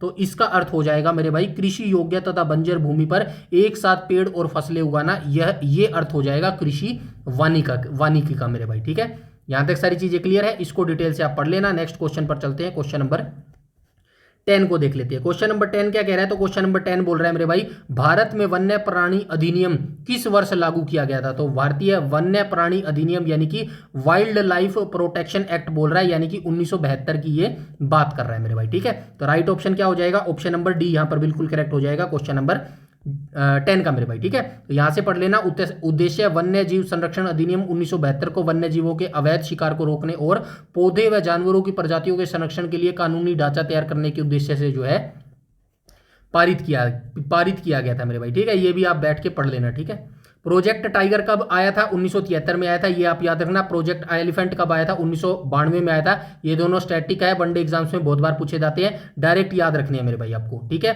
उसके बाद हम चलते हैं आगे और ये देख लेना 1952 पहली राष्ट्रीय वन नीति थी, 1988 इसको जो है संशोधित किया गया था, 1992 प्रोजेक्ट एलिफेंट की शुरुआत हुई थी मेरे भाई, ठीक है। सारी चीजें मैंने एक ही वीडियो में डाल दिया, इससे बाहर कुछ नहीं है वन संपदा का टॉपिक मेरे भाई। आई बात समझ में? उसके बाद चलते हैं क्वेश्चन नंबर 11। क्वेश्चन नंबर 11 को देख लेते हैं। भारत सरकार द्वारा प्रोजेक्ट टाइगर की शुरुआत कब की गई थी? अभी ऊपर देख के आए हैं 1973 में शुरू की गई थी मेरे भाई। ऑप्शन नंबर डी हो जाएगा 1973। बाघों की जनसंख्या का स्तर बनाए रखना और प्राकृतिक विरासत का संरक्षण मेरे भाई, ठीक है। ये सारी चीजें यहां से देख लेना। लॉन्च कब किया गया था? 1 अप्रैल 1973 को उत्तराखंड के जिम कॉर्बेट नेशनल पार्क से जो है इसकी शुरुआत की गई थी। उद्देश्य यहां से पढ़ लेना। महत्व, यह दुनिया के सबसे सफल वन्यजीव संरक्षण कार्यक्रमों में से एक माना जाता है। भारत में वर्तमान में 54 से अधिक टाइगर रिजर्व मौजूद है मेरे भाई, ठीक है। एनटीसीए यानी कि एनटीसीए की फुल फॉर्म याद रखना, कई बार पूछ लेता है। नेशनल टाइगर कंजर्वेशन अथॉरिटी इसकी फुल फॉर्म हो जाएगी। 2006 में जो है ये इसका गठन किया गया था मेरे भाई। 1992 से आपको याद रखना है प्रोजेक्ट एलिफेंट कब शुरू किया गया था, तो आपको बताना है 1992 में जो है प्रोजेक्ट एलिफेंट शुरू किया गया था। 2006 इस वर्ष वन्यजीव अधिनियम में संशोधन कर बाघ संरक्षण के लिए विशेष बल बनाया गया था मेरे भाई, एनटीसीए, ठीक है। ये सारी चीजें आपको याद रखनी है। नेक्स्ट क्वेश्चन पर चलते हैं, क्वेश्चन नंबर 12। क्वेश्चन नंबर 12 क्या कह रहा है? यूनेस्को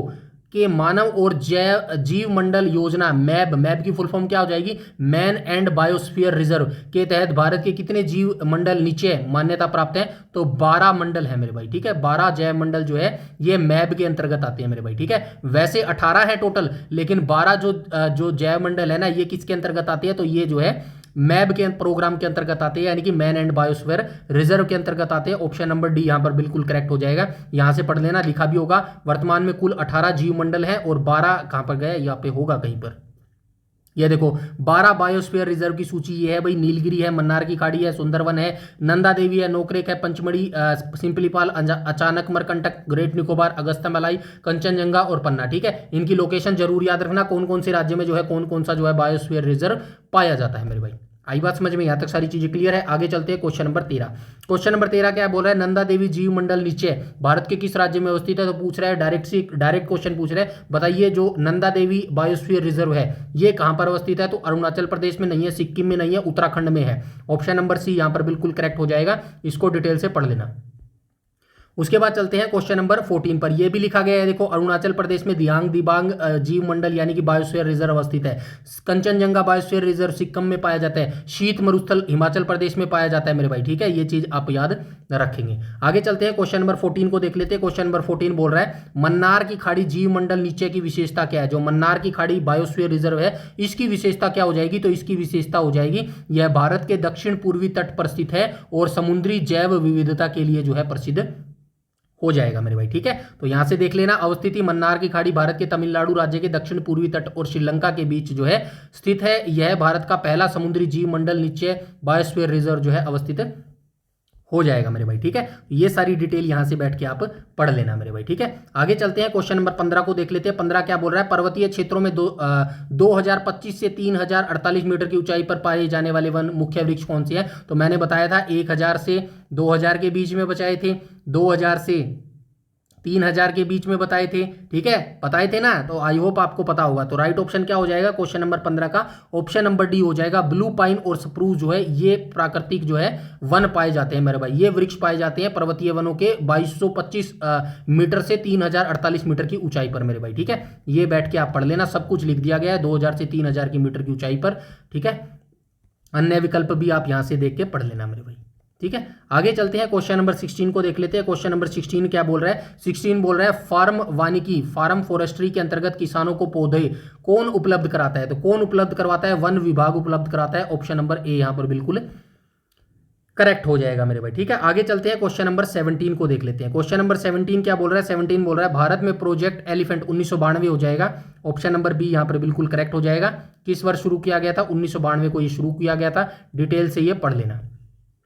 आगे चलते हैं, क्वेश्चन नंबर 18 को देख लेते हैं। क्वेश्चन नंबर 18 क्या बोल रहा है? 18 बोल रहा है वन संरक्षण के लिए सरकार द्वारा उठाए गए कदमों में सामुदायिक वानिकी का मुख्य लक्ष्य क्या है? तो सामुदायिक वानिकी का मुख्य लक्ष्य मेरे भाई क्या हो जाएगा? तो इसका मुख्य लक्ष्य हो जाएगा पूरे समुदाय को लाभ पहुंचाना और भूमिहीन लोगों को वनीकरण से जोड़ना। ये जो है सामुदायिक वानिकी यानी कि कम्युनिटी फॉरेस्ट्री का जो है मेन रोल हो जाएगा मेरे भाई। ठीक है, ये बैठ के पूरा पढ़ लेना। आगे चलते हैं, क्वेश्चन नंबर 19 को देख लेते हैं। भारत का पहला जीव मंडल निश्चय, पहला बायोस्फीयर रिजर्व आप सभी जानते हैं नीलगिरी। मन्नार की खाड़ी तो नहीं है, सुंदरवन भी नहीं है, नंदा देवी 1988, तो राइट ऑप्शन हो जाएगा 1986 हो जाएगा। ठीक है, नीलगिरी भारत का पहला बायोस्फीयर रिजर्व था मेरे भाई। ठीक है, स्थापना नीलगिरी जीव मंडल निश्चय भारत का पहला बायोस्फीयर रिजर्व था जिसे सितंबर 1986 में स्थापित किया गया था। डिटेल से पढ़ लेना। उसके बाद चलते हैं, ये भी याद रखना नंदा देवी कहाँ पर है? उत्तराखंड में। मन्नार की खाड़ी कहाँ पर है? तमिलनाडु के तट पर। सुंदरवन कहाँ पर है? पश्चिम बंगाल में स्थित है, गंगा ब्रह्मपुत्र के डेल्टा के अंदर। ठीक है, क्वेश्चन नंबर 20 देख लेते हैं। क्वेश्चन नंबर 20 क्या बोल रहा है? मैंग्रोव वनस्पति मुख्य रूप से किन भौगोलिक परिस्थितियों में पनपती है? तो मैंग्रोव जो वनस्पति है मुख्य रूप से किन भौगोलिक परिस्थितियों में पनपती है? अब आपको समझ आ जाना चाहिए। रेगिस्तान के रेत के टीलों में कहां से पनपेगी यार मैंग्रोव वनस्पति? बताओ, ये तो नहीं हो सकता मेरे भाई। आगे चलते हैं, प्रायद्वीपीय पठार की लाल और पीली मिट्टी में भी ये नहीं पनप सकता मैंग्रोव वनस्पति मेरे भाई। खारे दलदल ज्वारीय संकरी खाड़ियों और डेल्टाई क्षेत्रों में पनपता है। बिल्कुल सही है, ऑप्शन नंबर सी यहाँ पर बिल्कुल करेक्ट हो जाएगा मेरे भाई। ठीक है, तो यहाँ पे हमारा जो है ये चैप्टर कंप्लीट हो गया है। थोड़ी सी एक्स्ट्रा मुझे मेहनत करनी पड़ी। आई होप आपको समझ आ गया होगा। पहली जो वीडियो बनाई थी ना वो मैंने जो है स्टॉप कर दी थी, जो हमारी मैंने थ्योरी करवाई थी ना, ओवरव्यू डिटेल मैंने लिख के करवाई थी, वो जो है एक गलती भी हो गई है। ठीक है, एक गलती ये हो गई है मेरे भाई, जो मैंने लिखा था ना ओवरव्यू लिखा था, अब वो आपको नहीं मिलेगा क्योंकि मैं सेव करना भूल गया। उसके लिए मैं माफ़ी चाहता हूँ, बट डोंट वरी, जो मैंने नोटबुक में अपने शॉर्ट्स नोट्स बनाए हैं ना उसकी जो है 3-4 पेज होंगे, ज़्यादा नहीं होंगे। ठीक है, 3 ही पेज है मेरे हिसाब से। उसकी जो है इमेज क्लिक करके टेलीग्राम पर डाल दूंगा, घबराने की जरूरत नहीं है मेरे भाई। आई बात समझ में? बस ये है, ये दूसरी वीडियो मुझे अलग से बनानी पड़ी क्योंकि वो वीडियो मैंने जो है स्टॉप कर दी थी। रिकॉर्डिंग जो है स्टॉप कर दी थी, मुझे लगा था चैप्टर कंप्लीट हो गया। ये दूसरी वीडियो बनानी पड़ी आपके लिए, क्वेश्चन हो गए। क्वेश्चन भी तो करवाने जरूरी थे ना मेरे भाई। ठीक है, तो ये अब एक कंबाइन वीडियो बनानी पड़ेगी, सॉफ्टवेयर का सहारा लेना पड़ेगा, उसमें इन दोनों वीडियो को ऐड करना पड़ेगा। फालतू में मेरी मेहनत जो है बढ़ गई मेरे भाई, लेकिन आपके लिए करना पड़ेगा, बिल्कुल करना पड़ेगा। आप में से बहुत से मेरे छोटे भाई हैं जो पहली बार ये वीडियो देख रहे हैं, पहली बार ऐसे डिटेल से टॉपिक कर रहे हैं। डोंट वरी, आपके लिए ऐसे ही डिटेल से करेंगे, मेहनत करते रहेंगे, कोई कमी नहीं छोड़ेंगे हमारी तरफ से, ताकि एचएसएससी हमें जो है कोई लूप होल दे सके मेरे भाई। एवरीथिंग लूप होल जो है हम यहाँ पर फिल करते हुए चलेंगे मेरे भाई। ठीक है, तो कोई दिक्कत नहीं है, थोड़ी सी मेहनत करनी पड़ी तो कोई दिक्कत नहीं है। अगर मेरी वजह से किसी एक भाई का भी अगर भला हो जाता है ना, अगर मैं उसकी सक्सेस में अगर मेरी 1% भी हिस्सा है ना, तो यकीन मानिएगा मैं इतनी मेहनत कर रहा हूँ ना, यकीन मानिएगा 12 से 13 घंटे लग जाते हैं इस पूरे कंटेंट को क्रिएट करने में मेरे भाई। 3 से 4 घंटे तो सिर्फ PDF बनाने में लग जाते हैं मेरे भाई, क्योंकि 2-3 सोर्सेज का सहारा लेना पड़ता है, एक एनसीईआरटी और एक स्टैंडर्ड बुक मेरे भाई। ठीक है, तो मेहनत करते रहेंगे, कोई दिक्कत वाली बात नहीं है। अगर आपकी सक्सेस में 1% भी मेरा जो है रोल होता है ना, तो मैं अपनी ये जो स्टोरी है या फिर मेरी जो ये चल रही है जर्नी चल रही है, हार्ड वर्किंग की जर्नी चल रही है ना, इसको मैं सफल मानूंगा मेरे भाई। ठीक है, तो बस लगे रहिएगा, जुड़े रहिएगा, मेहनत करते रहिएगा, और PDF के लिए टेलीग्राम चैनल ज्वाइन कर लीजिएगा। अब जो है विस्तृत से डिटेल से मुझे जो है फीडबैक दीजिएगा इस चैप्टर का कि कैसा ये चैप्टर आपको लगा मेरे भाई। ठीक है, मिलते हैं कल वाली क्लास के अंदर, तब तक अपना ध्यान रखिएगा। आज के लिए इतना ही, तब कल के लिए मिलते हैं, तब तक के लिए धन्यवाद।